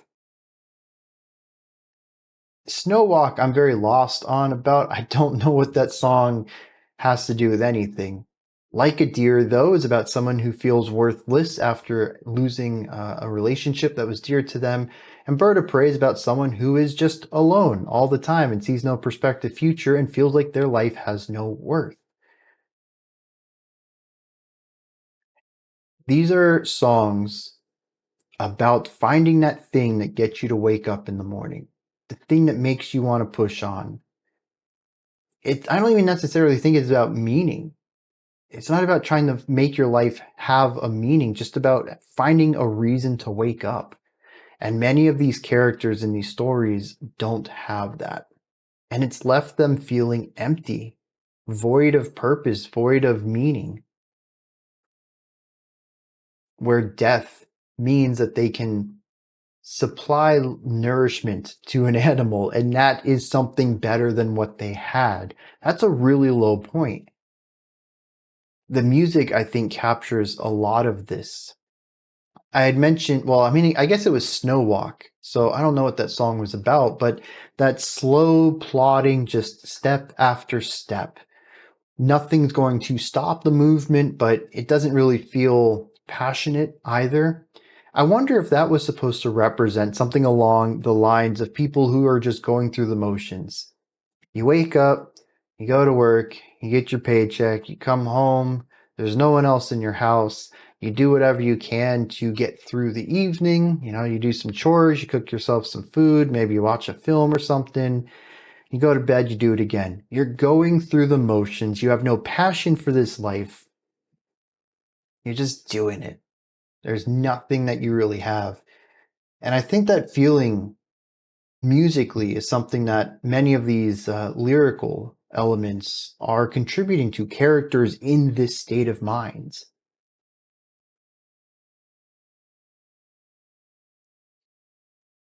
All right, let's continue on. Track 7, A Prayer for Larkhill. Well, it seems to be an issue with Bandcamp or possibly the files that were uploaded to Bandcamp. The first 6 tracks play fine, tracks from other albums play fine, but tracks 7 through 10 just buffer. I don't know if there's an issue with the files themselves or maybe it's something on their server that I just can't connect to those, but I don't know. I found a YouTube video though. We're going to use this instead. The audio feels comparable, so let's dive into this. Track 7, A Prayer for Larkhill.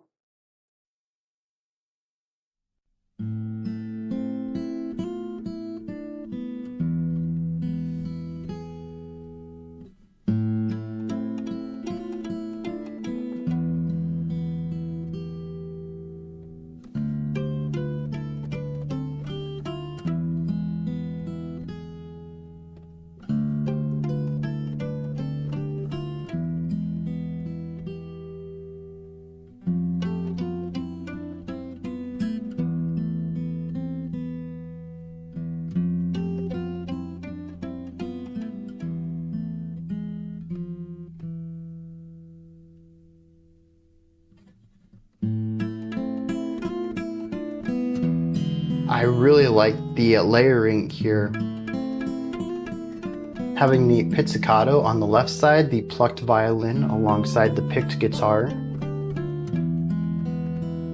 We have the guitar resonating with the notes being rung out.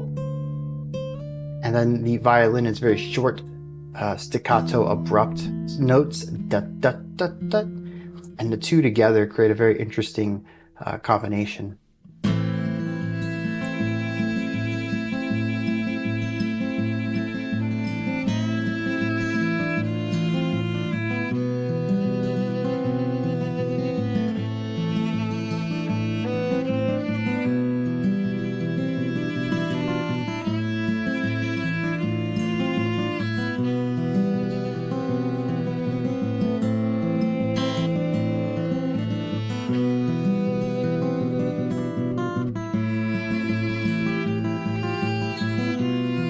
The offbeat hits on the guitar is interesting. We haven't heard much of that at all on this album.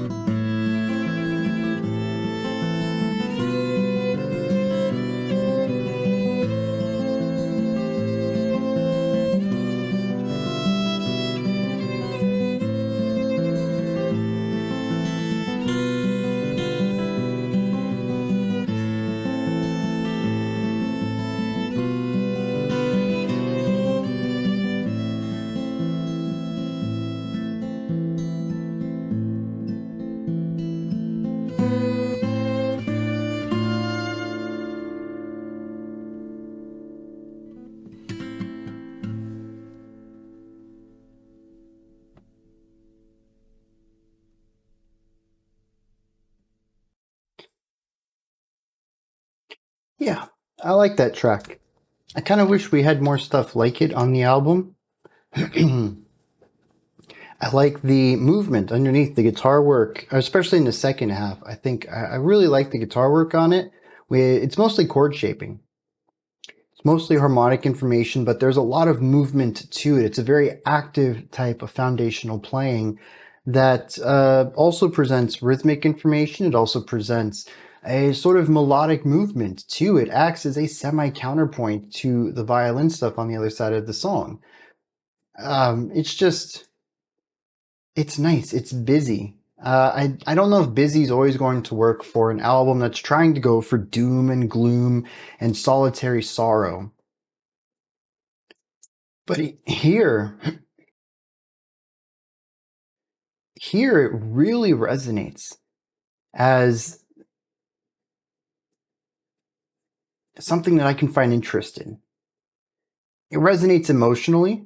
There's still a strong element of sorrow to this. I don't think that's been moved. There's still a solitary component to it. It just isn't heavy and doomy. I suppose this might just lean further towards the neo-folk side of things. But this is a wonderful foundation that gets away from the droning that we've heard so often on this album and explores something that pairs well and helps to elevate the melodic component to the song. The violin off on the left here doing wonderful things. I love when they choose to hold notes out, when they choose to move, how they choose to move, when they choose to rise and fall in pitch, the general phrasing of it all. It feels pained. The little swells. Let me see if I can just sing something. It's I don't know if I can do it justice. It's the way that they move into notes, particularly when they're getting ready to hold a note out. They'll kind of scoop into it, hit the volume, and then drop the volume a little bit and scoop back into the note. And that's only for the attack. It's like, and then they'll hold that out. There's this motion to get to the notes. And I think that's really interesting because it is the polar opposite of what the violin was playing in the first half of this song, which is pizzicato, which is that really sharp, short, staccato style of playing. Pluck, pluck, pluck, very short, abrupt notes. And here, it's all about holding out these tones and creating the color and movement between notes. And what kind of dynamics do we need as we get into a note? What kind of dynamics do we need as we move across notes? And it's all of this, what almost feels like a bending and flexibility. There's these drops into it and then the rises, and there's like, you kind of hover at the top for a little bit before coming back down, like hitting the peak of a curve and just kind of weightless for a moment before you drop. And it's just like, it's all these little parts in the song that almost imply an element of hope in a song that absolutely feels like sorrow. It is called a prayer. I don't know what Larkhill is, but it is a prayer for them. And usually a prayer is for things to improve, or if they're good, to remain good. But this album isn't really about people who are in good places, is it? So I assume that hope is supposed to be a part of this, a hope for a better future, but a dreariness of the present. And I think the song captures that remarkably well with having this dance between these two instruments. And, we've talked about in the past couple of tracks having the three instruments, the vocals, the guitar, and the violin, sort of playing off of each other in places and dancing around each other with a little bit more dexterity than we saw at the beginning of the album. And I was excited just for that minimal level of playfulness. And here we have a song where these two instruments are full on their own worlds, but so intertwined with each other too. There's that connection that it's almost as if they don't know that connection's present. They're so intertangled with one another, and yet they're both, it's like their backs are to each other. They don't realize how connected they are despite touching. And it's just so beautiful because it's a pairing of hope and despair. And it's just like, yes, this is fantastic. I want more of this. It can, it still has weight to it. It's still gloomy. It's still a heavier track. It's just not I don't even want to call it simple because I don't think all of this album has been simple, but compared to this, sure, the simpler music. I would love to see more that focuses on a little bit more of this complexity while still achieving the atmospheres and ideas that they've been exploring throughout. And I don't think that's impossible. I don't think it's one of the cases where, this just isn't my cup of tea and I wish they would do something different, but it runs so opposed to it. No, they can easily do more of this with the stuff that they've been exploring. I don't think that they're exclusionary. They just haven't for some reason. And I really wish they would, because this was beautiful. This was wonderful. I'd love to hear more of this. It's beautifully melancholic. And that's also how I would describe most of the music so far. This just has a different compositional approach to that. And once again, I think it shows a really strong approach that they have to basically having one style of music that they write within, but being able to approach it from a bunch of different angles. Every song has been unique and distinct in ways, but has still pretty much captured the same atmosphere. And this song is no different. No lyrics to it, which is interesting. I don't know if I'd call that an interlude. It feels like a full, complete song. Very much different from Solitude 1 and 2, but it didn't have lyrics. All right. We're going to jump into the next one. This is Moonstruck Harbour. It is 14 minutes long. If you need to grab a snack, some water, go ahead and do that. And then get ready for this. Well, you'd pause the video. You can take your time on that. I'm going to dive into it right now, though. Let's check it out, see what's going on.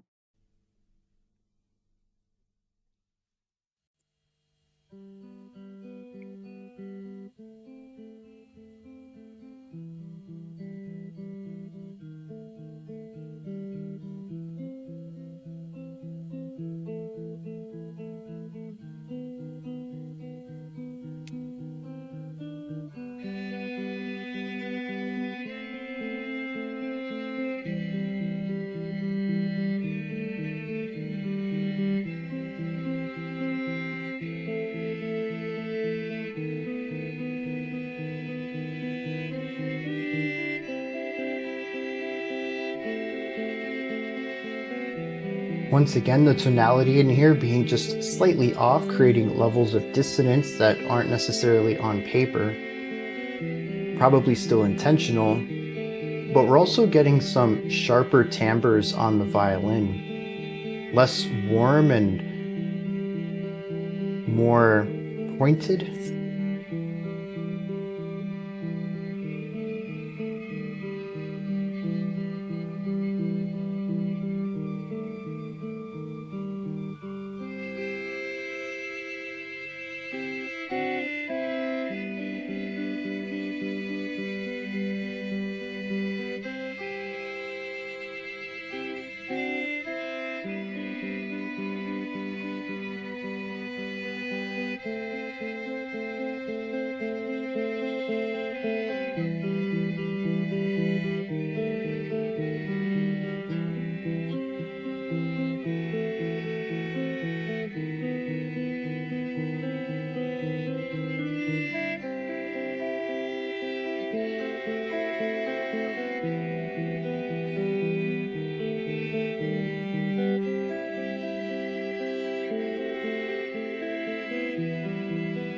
So yeah, I think I'm getting more of what I wanted. More moving parts. Still focusing on this beautiful melancholy, but with a bit more rhythmic density to it and harmonic density.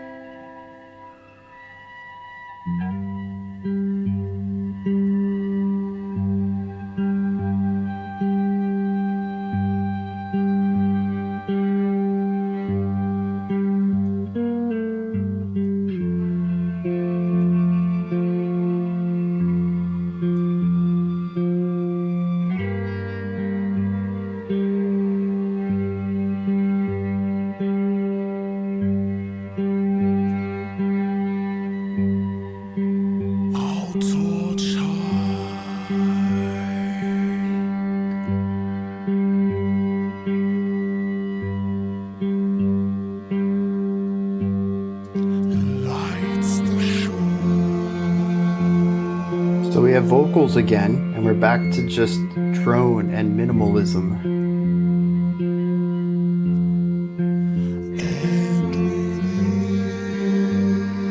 Texture layering, once again, the violin and the vocals playing the same part.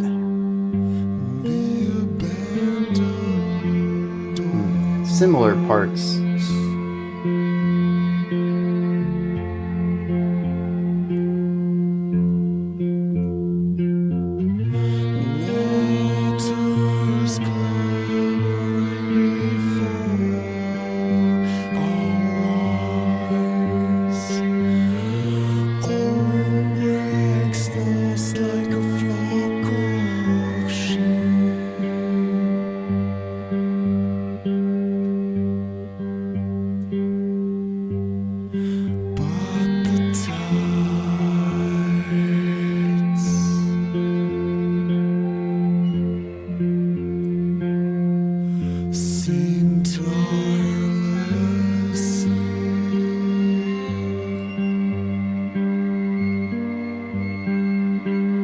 So we're seeing a little bit of that dexterous guitar work with the bouncing around the pedal tone, but it's just slowed down quite a bit from when we saw it earlier in the track in the previous section. Shares the coast.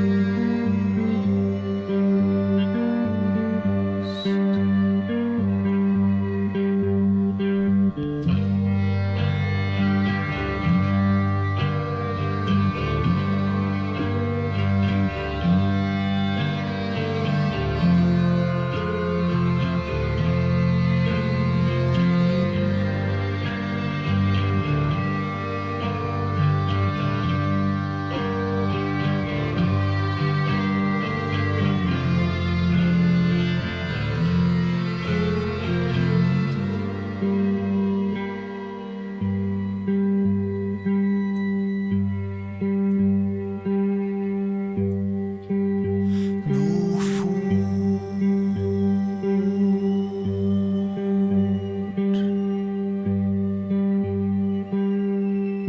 in the fisherman's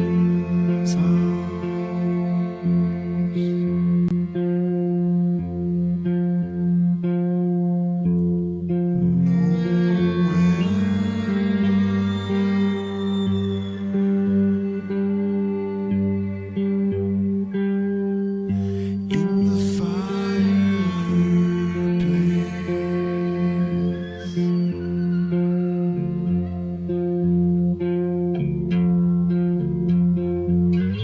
Just an old dress made of satin, all shimmering.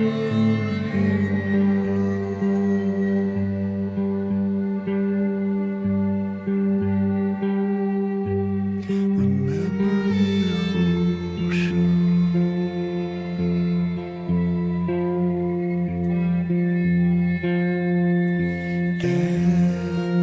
its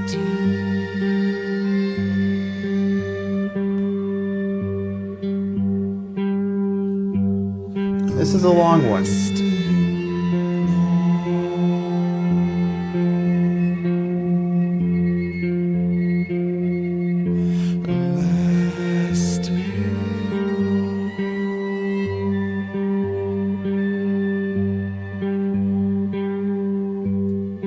like the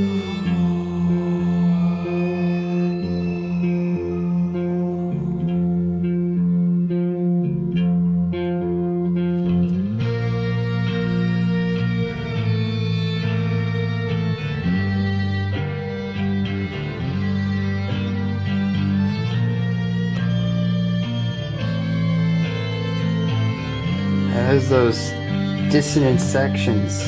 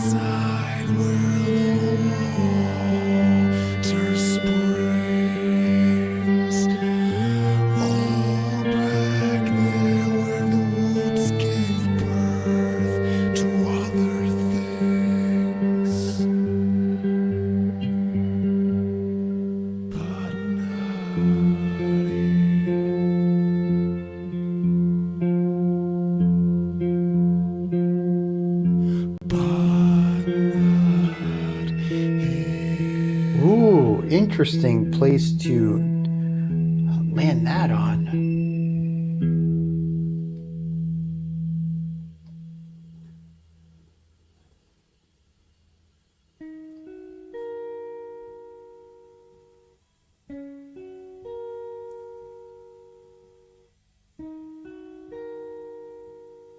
And a third section to this song. We still have like 3 minutes to go for this track.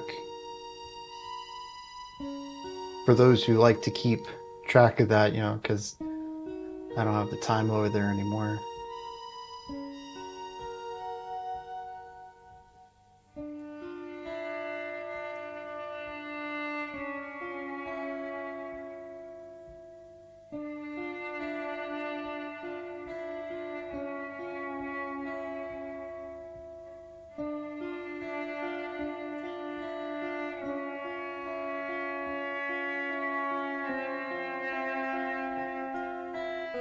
So this is one of the second, maybe third times on the album that we've gone to something a bit more haunting.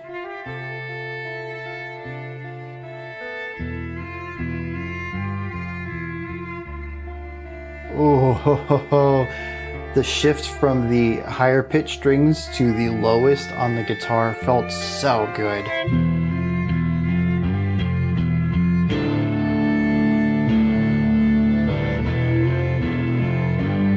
Oh, dude, there's so much compression on this.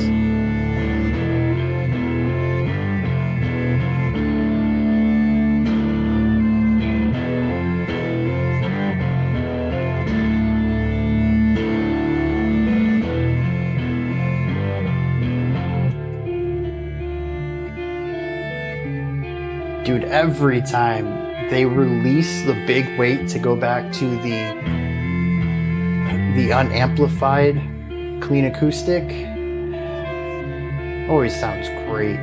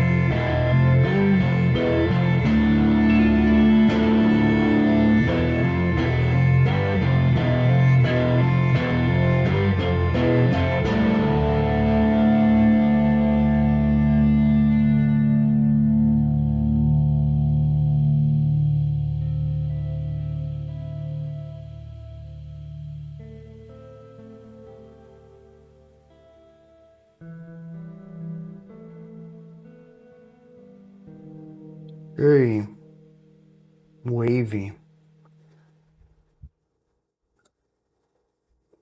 All right.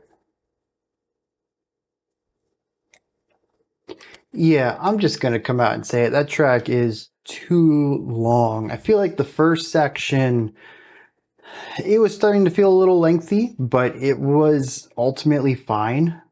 That final section, I do think went on just a little bit too long, but I think it consistently reinvented itself. Some of the sections I think we could have done with just 2 times through rather than 4. We're looking at like 20 to 30 seconds per layer before we add the next layer on. And it stretches it out a lot. But I think generally speaking, I like the the guitar and violin having that do do do do do do do do that little like line. It's got so much grit and energy to it, and then bringing in the distorted guitar on top of that, and bringing in that extra little melodic flourish that I think it's the violin throws in every once in a while as like grace notes move. Well, not true grace notes. It's like leading notes going into that core lick. I mean, they found ways to continue to make it interesting every time they brought it back. So again, I think generally speaking, that is also well paced, but the middle, what, 10 minutes of the song just being basically one idea, the entirety of the vocal section. And the vocals move so slowly, and it almost feels like the song is stretched to fit this really slow vocal delivery. Because I'm going to tell you, I pulled the lyrics up. There was not a lot going in that song. I've already kind of glanced over them. I'm still going to take a moment to read them properly, but dude, there's like, I don't know, 16 lines for 10 minutes of music, and the vocals don't stop too often. They're going on for a lot of that. So, yeah, the vocals, I feel like that whole section could have been trimmed up by about half. This didn't need to be a 14-minute song. We could have looked at a 7 or 8 minute, and I think it still would have been just as effective, maybe even more so because of a tightening of pacing. But again, as usual, this is coming at it from a purely musical and purely like subjective enjoyment perspective too.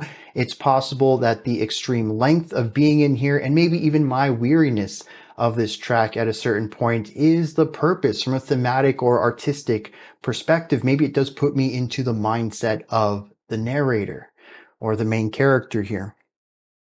So, there's definitely artistic reasons to, and I hate to use this word, but to make it boring in a sense.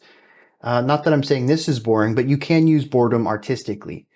I did become bored in this track. I don't think the song itself is boring. I just think it goes on and does its thing that is rather interesting for too long.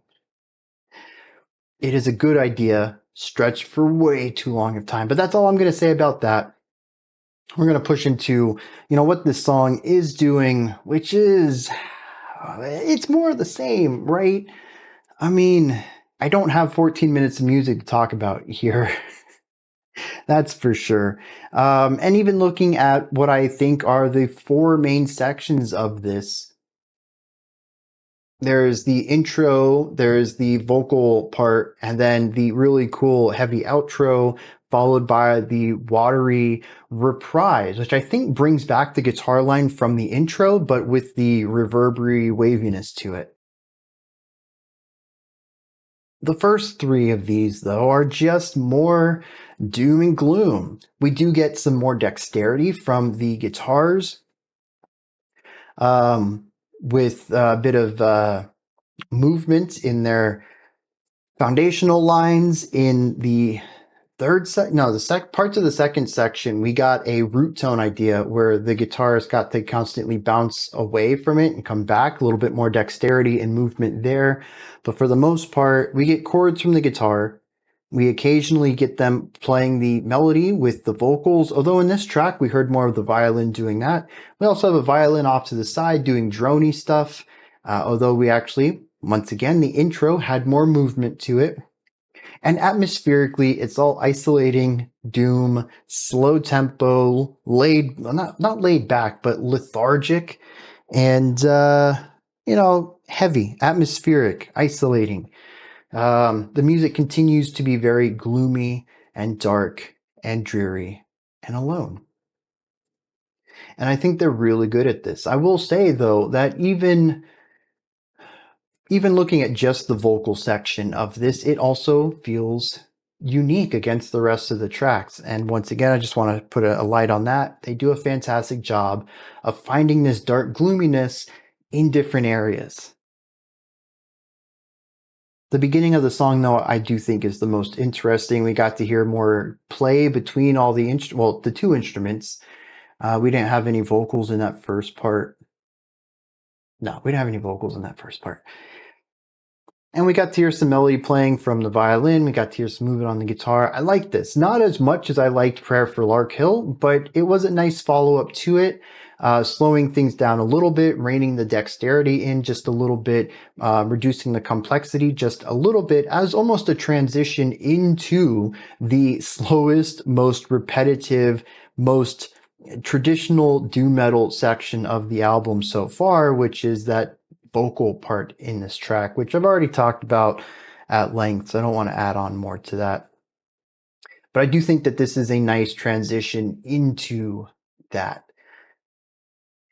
It gives us a little bit more of what we had on Prayer and a middle point between where we were going, which is, super slow, very lethargic, ultra heavy.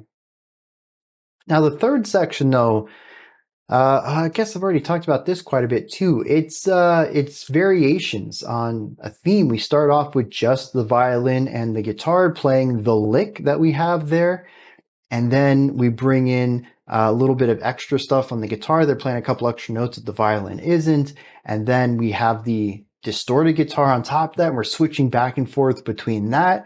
And then the violin gets to add a little interjectory line in there. And it's all about building this up until we can get to the point when it's just like this guitar just hammering away this weight of this feeling. I mean, the melody itself, that lick that they're playing here is heavy. You can feel it even with the two acoustic instruments. The effects put on the guitar, the weight, the distortion of it, and it is super compressed too. It's not open-ended like some of the other times we've had this distorted guitar. It feels like this tight little ball off on the corner, and it's just like it's like being compressed in, crunched in. It feels like a massive force stuck in a small place. It's very claustrophobic sound, and it's just off to the side, not even center channel, and you can just feel this bubbling wrath or fear or pain or whatever.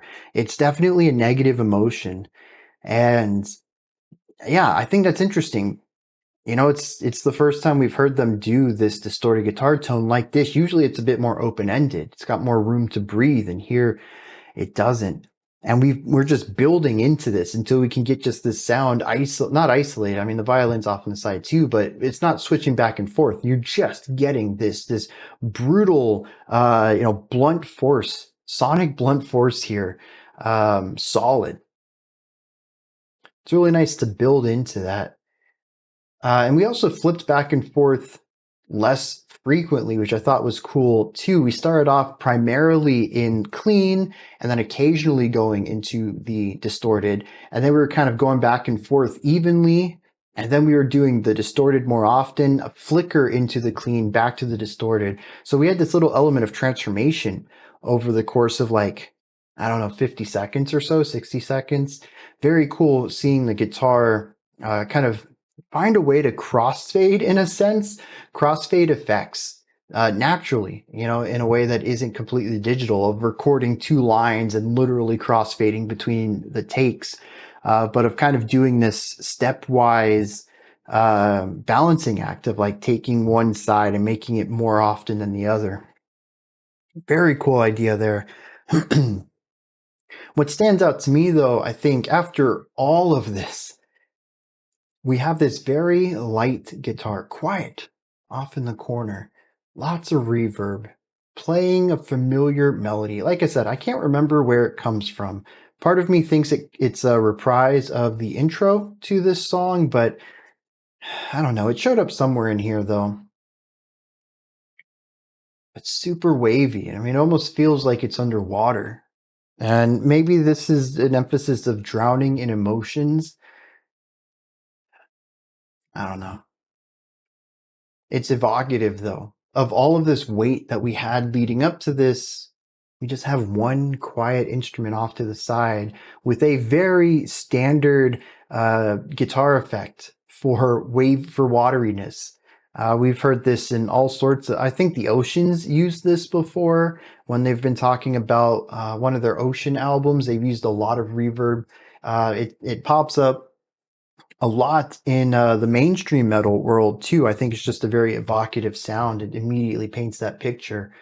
I don't know if that's because reverb, we just have that natural connection to the waviness to water, or if it's just a correlation we've learned through many artists making this connection.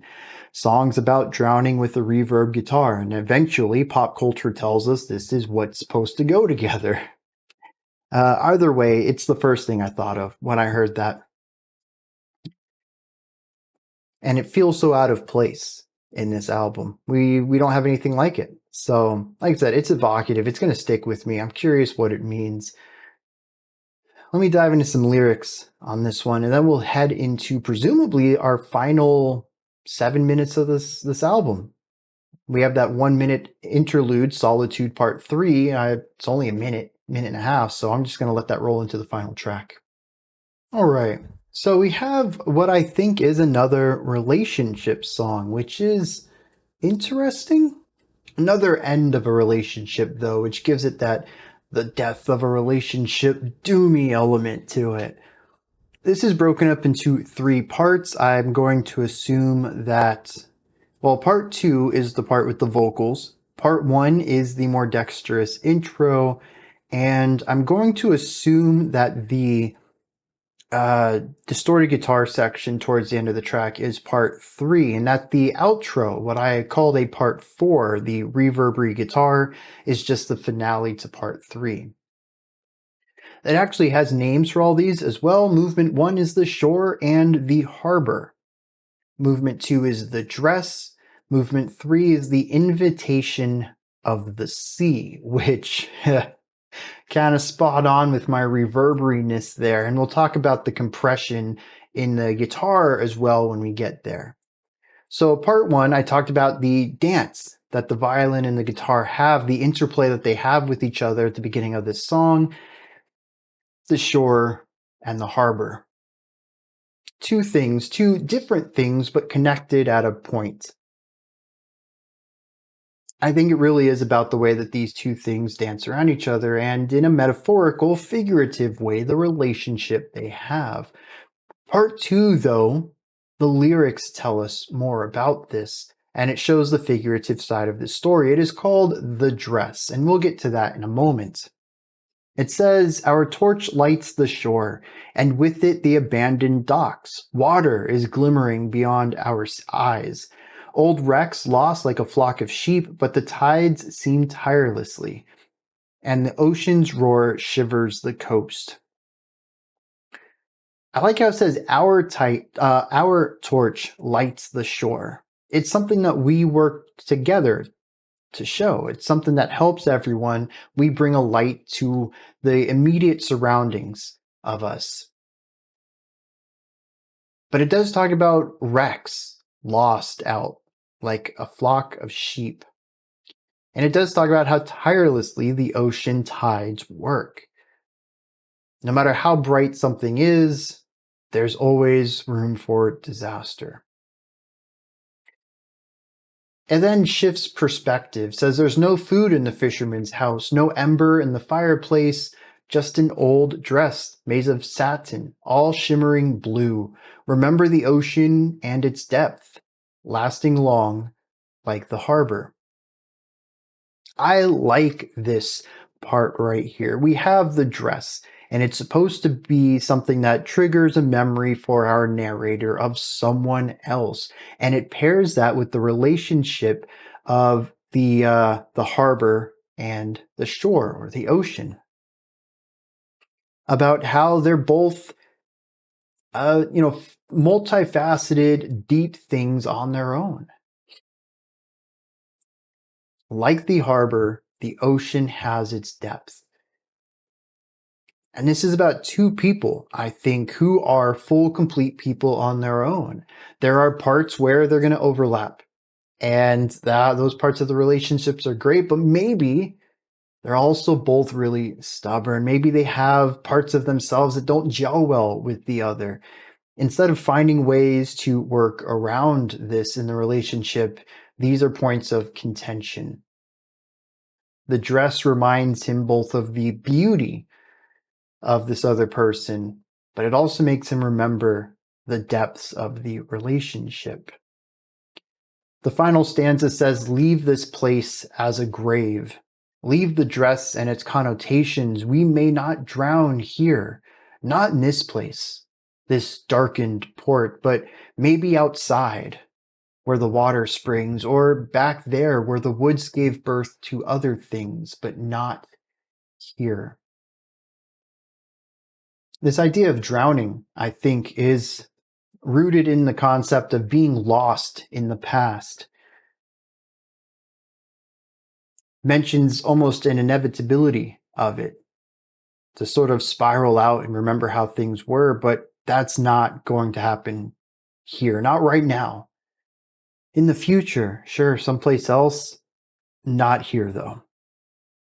I'm not going to let myself drown in the past right now. But we do follow this up with a movement called the Invitation of the Sea, the allure of being pulled into the water, allowing it to wash over you, to feel the wrath of it. It mentions the ocean's roar, shivering the coast, the tirelessness of the tides, all of the wrecks out there. And now it's time for you to heed the call to go into the ocean. I don't think it is unintentional at all. That's a weird way of wording it. I believe it's intentional that the distorted guitar here is as muffled as it is as compressed as it is. I never made the connection with the reverb laden guitar later, but sound underwater tends to get muffled and compressed. It sounds small. It's kind of exactly what the guitar sounds like, as if the guitar is treading water, sometimes being above the waves, hearing its natural tone, but sometimes beneath it, muffled and compressed and distorted. That transformation I spoke of as we shifted from being in the acoustic more often than the compressed to flipping that to being compressed more often is the concept of drowning in these thoughts. And of course, the very end of the song is just the reverb of the guitar. The melody has become water. Yeah, that's a heavy ending there. And I think it pairs well with the very slow trotting middle part of the song. Granted, it's still too long for me. I will probably never listen to this track again because of its length, but it's almost prophetic. He says that I will not drown here. I'm going to leave this entire place behind me. But he takes 9 minutes to get through this section. There is still a hyper focus on this feeling, this moment, this memory, this place. The invitation of the sea is met so easily because he's already started to drown. Just doesn't realize it yet. The music has betrayed him. We, as audience to this, are already aware just how far down he's already fallen. Yeah, that comes together really well. Better than I could have hoped for, honestly, given how much that song just was not my cup of tea. The artistic side of it is fantastic. All right, let's wrap this up then. We're going to do Solitude III, which is 90 seconds, and then Prypjat Pilgrims, the name of the album and band. No, not the album. That's right. That's Askesis. Okay. So the name of the band. Ooh, that's an interesting one. It's not quite the Black Sabbath situation. Usually, you have your title track where the album shares a name with the song from it, but you don't usually have a song that shares a name with the band exclusively. Like the album's not named it too. Like, Black Sabbath on the Black Sabbath album by Black Sabbath. Yeah, that's done lots of times. Title tracks are done lots of times. But the name of your band, that's a little different. All right. Anyways, let's kick it. Last 7 minutes or so. Let's see what's going on. Let's see how they wrap this album up.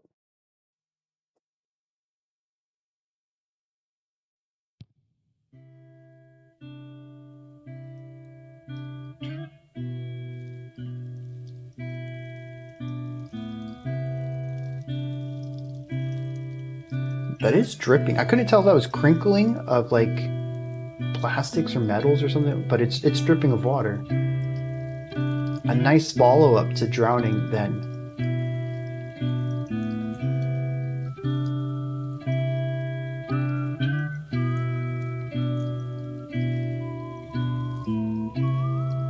The whistle is a nice addition too. We haven't had that since track 3. Back to the pizzicato too. Nice little turnaround on the guitar.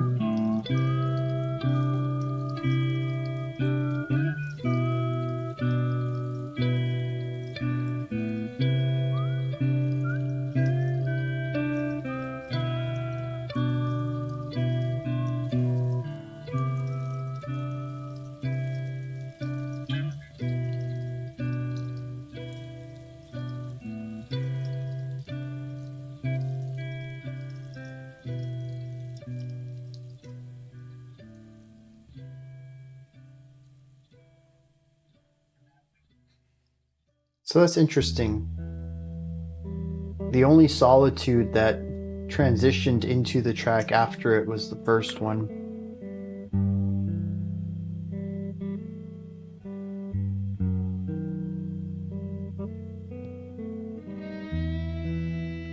Oh, that slide. It's those little things that give it that country's feel to it. I don't know, man.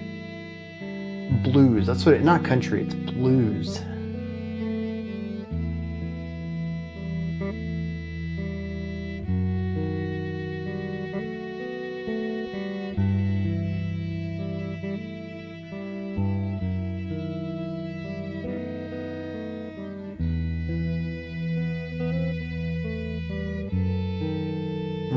I love the movement here. The violin holding out the notes, but also getting the root tones ringing out on the low string of the guitar.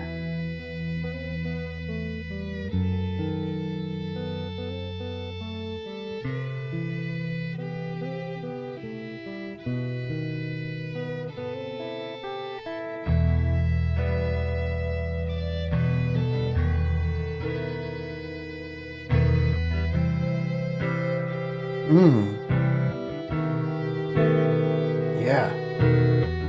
We're gonna have an instrumental ending too.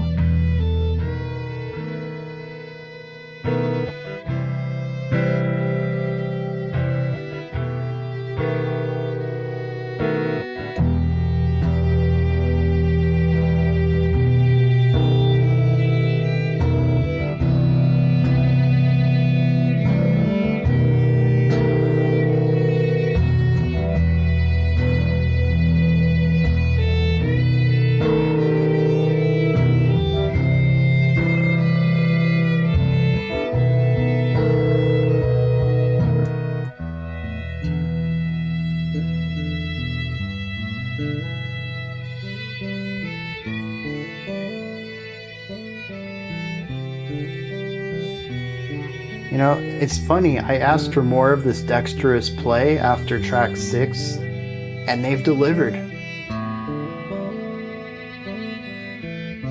Most of the songs on the back half here have more interplay between the instruments than the first half.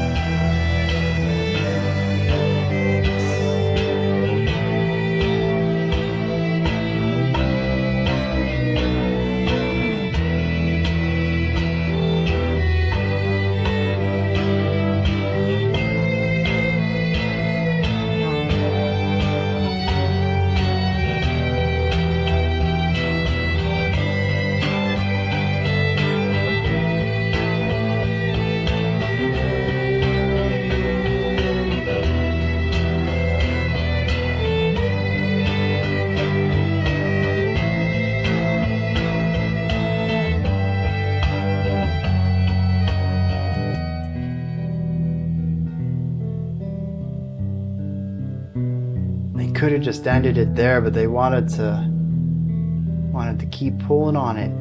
So good.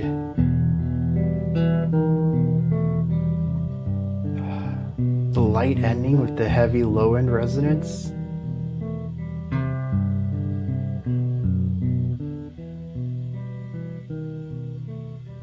Oh, and the fade out.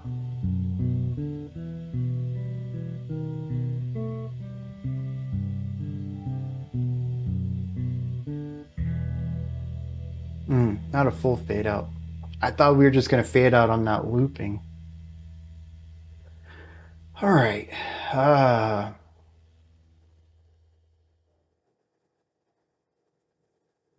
That that's a good ending.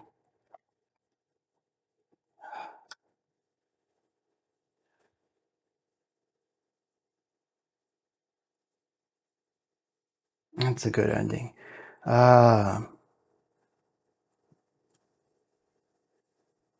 Honestly, I think if it was a little longer, probably would have got me to cry. I felt my eyes watering up. It never came. But I mean, dang, I feel my nose starting to get a little drainy. Dang, man,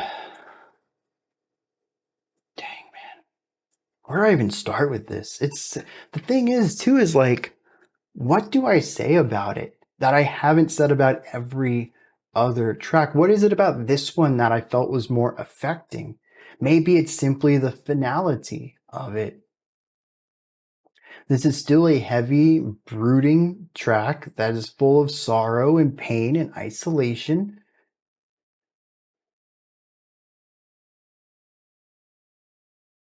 But you know what I think it is about this one? All right, tell me if you felt this too. Lyrically, we've explored songs where the narrator says, I want something more. We saw it on that mountain song, Bird of Prey, where, he said, in the future, I see the mountain over there, metaphorically, in my future, there's just loneliness. At least here, I can be nourishment for this bird of prey. And he says, come eat me, find nutrients from my liver and all of this stuff. Because he's like, this is the best it's going to get for me. This is purpose, at least.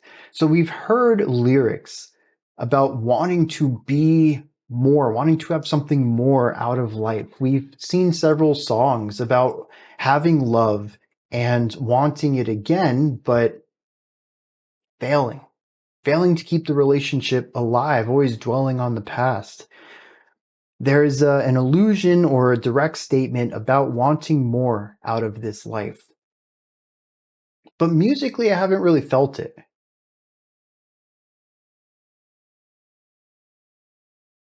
We kind of focus more on the negativity. I think A Prayer for Larkhill is the only track so far that has had any sort of hope to it.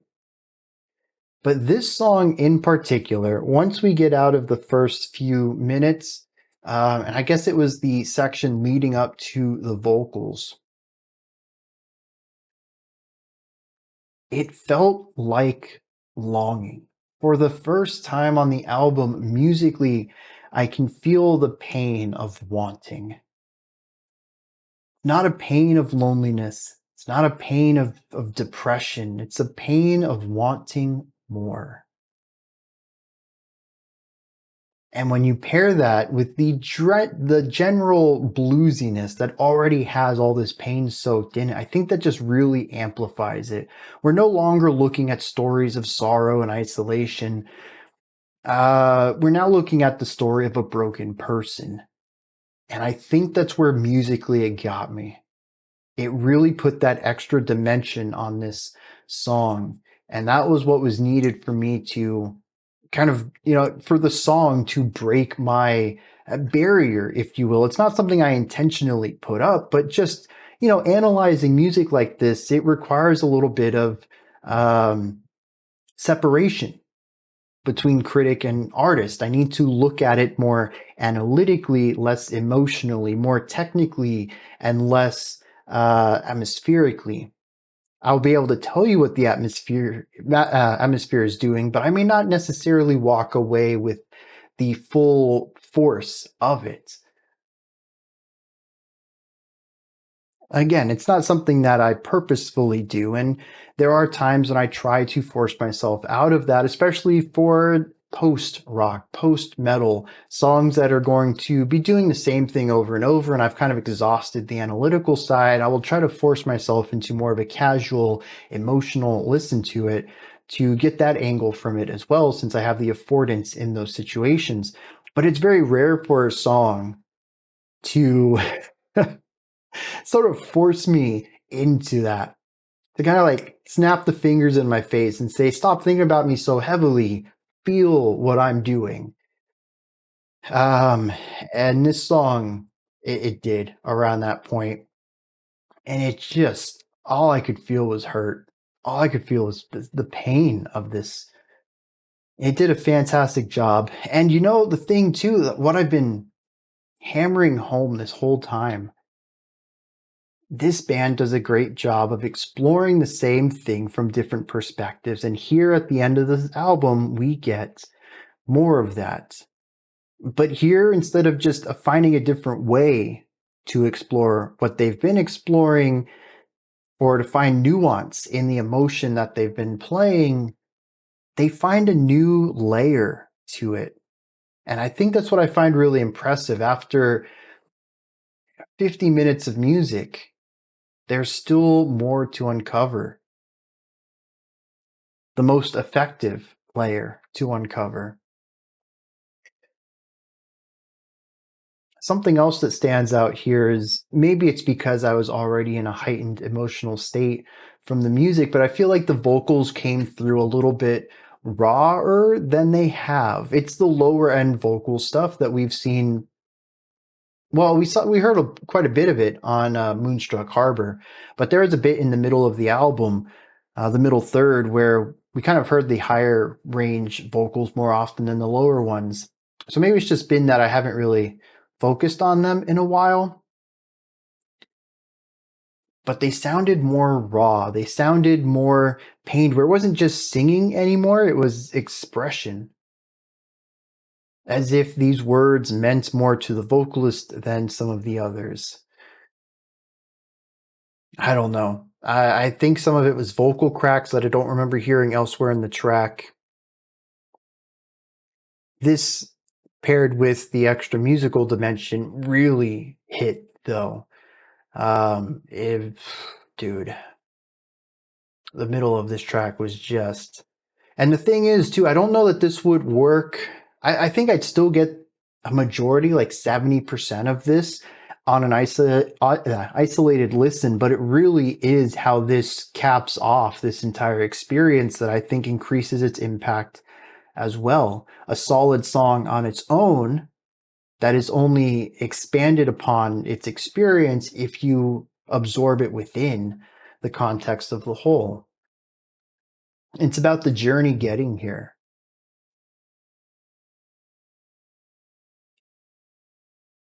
And then, of course, there's the ending, which, sort of like the Harbour track, we just continue to get progressively heavier. Any sort of dexterity or levity to the sonic side of this, not the harmonic side, which is pretty heavy and gloomy throughout, but at least on the instrumental side, it's acoustic instrumentation. That levity is being removed, eroded away for this larger, heavier, weightier tone. We kind of flip back and forth a couple of times. I don't really have too much of a thematic read on this like I did with the one from Harbour, but kind of flip back and forth. And then there's that big moment, I guess about a minute and a half before the song was over, when it just felt like we had every layer present, tons of compression. It's just this overbearing weight, what everything has been building up to. We're finally here, and it is devastating.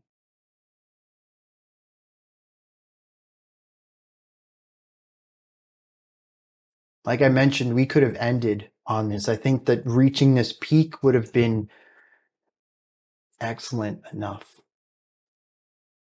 but instead we drop the energy down, single guitar, and end back on something heartbreakingly somber. The weight is gone. The person is left back where they were when they started. Nothing has changed. All of that hope, that want for more, and we're still just where we're at. And of course, all of this coming off of the beautiful melody of Solitude III with the dripping water theme, which I thought was a great way to transition out of Harbour, where presumably from my perspective at least, the character in that one walked into the sea and drowned himself, figuratively speaking. maybe physically, literally. I don't know. It gets kind of blurry where the figurative language and the literal action kind of merge on that track, where one ends and one begins. But water is a huge theme on that track, and for Solitude to continue it with this dripping water, that was a nice little touch on top of a beautifully melancholic song. I'm going to read some lyrics to this one, and then we're going to wrap this up. And yeah, there's a little bit of, there's not really, dang, how do I complete sentences? Maybe that's where I should start. It says, come on, reach us your hands. I really like that. A sense of community here. People helping people. Reach us your hands. We will follow the path till the end. We're alone, without a home. Our goal is the totality. We will find something in our mind that is far more than just sanity. On our own, sacrificed in this holy place. This is interesting because we have elements of isolation in here, saying that we have no home, we're alone, and we will find something more than sanity on our own. We will break through mentally to find something better. We'll do it by ourselves. But the thing is that many of these sentences aren't the singular I. It's the plural we. We are alone. We will find something better on our own. It's a collective solitude. And I think that's what makes it even more heartbreaking. I don't know what the intended read on this, but how I get it is a bunch of people together totally alone, like going to a party and everyone's on their phone. Yes, there's people all around you, but without the interactions, without the communication, it's just irrelevant. You don't have the connection to form relationships. You're all a bunch of islands placed right next to each other. And I think that's what makes this so depressing. There's an opportunity to do more, to build more here. And everyone chooses to go it alone. Presumably, based on the vignettes we've had across this, I'm going to assume that most of these people have had negative experiences with relationships in the past and find it easier to just cut out other people from their lives. A bunch of people on their own, collectively.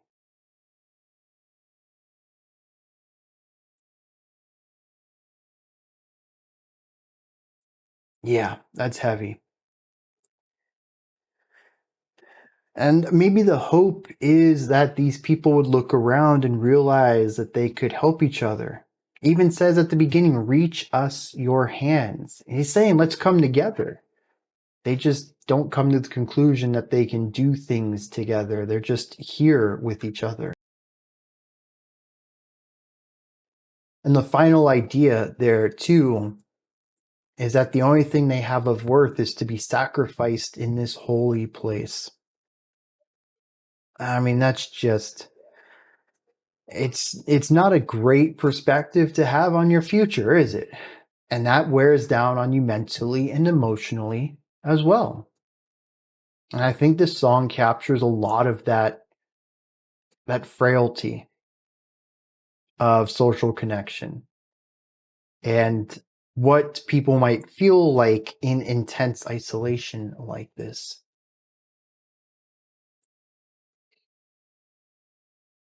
Those are my thoughts. Prypjat Pilgrims, Askesis. Let me know what you thought of this album, though. Is there anything you enjoyed about it? Anything that you'd like to add on to what I said or correct me on? Maybe you have your own perspective on things, interpretations, or thoughts about any of the songs. Let me know. Put all of that down into the comments section. Above that, in the description box, is a link to Linktree. Takes you here. You can find links to my music, ways to support the channel, a link to the Discord server, and so much more. Above that, if you could, like, subscribe, and ring the bell. I greatly appreciate all three of those. That wraps it up for today, but I'll be back tomorrow, 11 a.m. Eastern Standard Time, 3 p.m. UTC. We're going to do a live stream as we do on most Sundays. I'm usually around for 2.5 hours. We just chit chat, listen to music. It's just a good time. It's real chill. If you can make it, I highly suggest it. It's a blast. If you can't, though, I always upload the VODs same day as quick as I can if you want to check out what we listen to without being part of that live event. Otherwise, Monday, as usual, 5 p.m. Eastern Standard Time, 9 p.m. UTC. We'll kick off next week's reactions.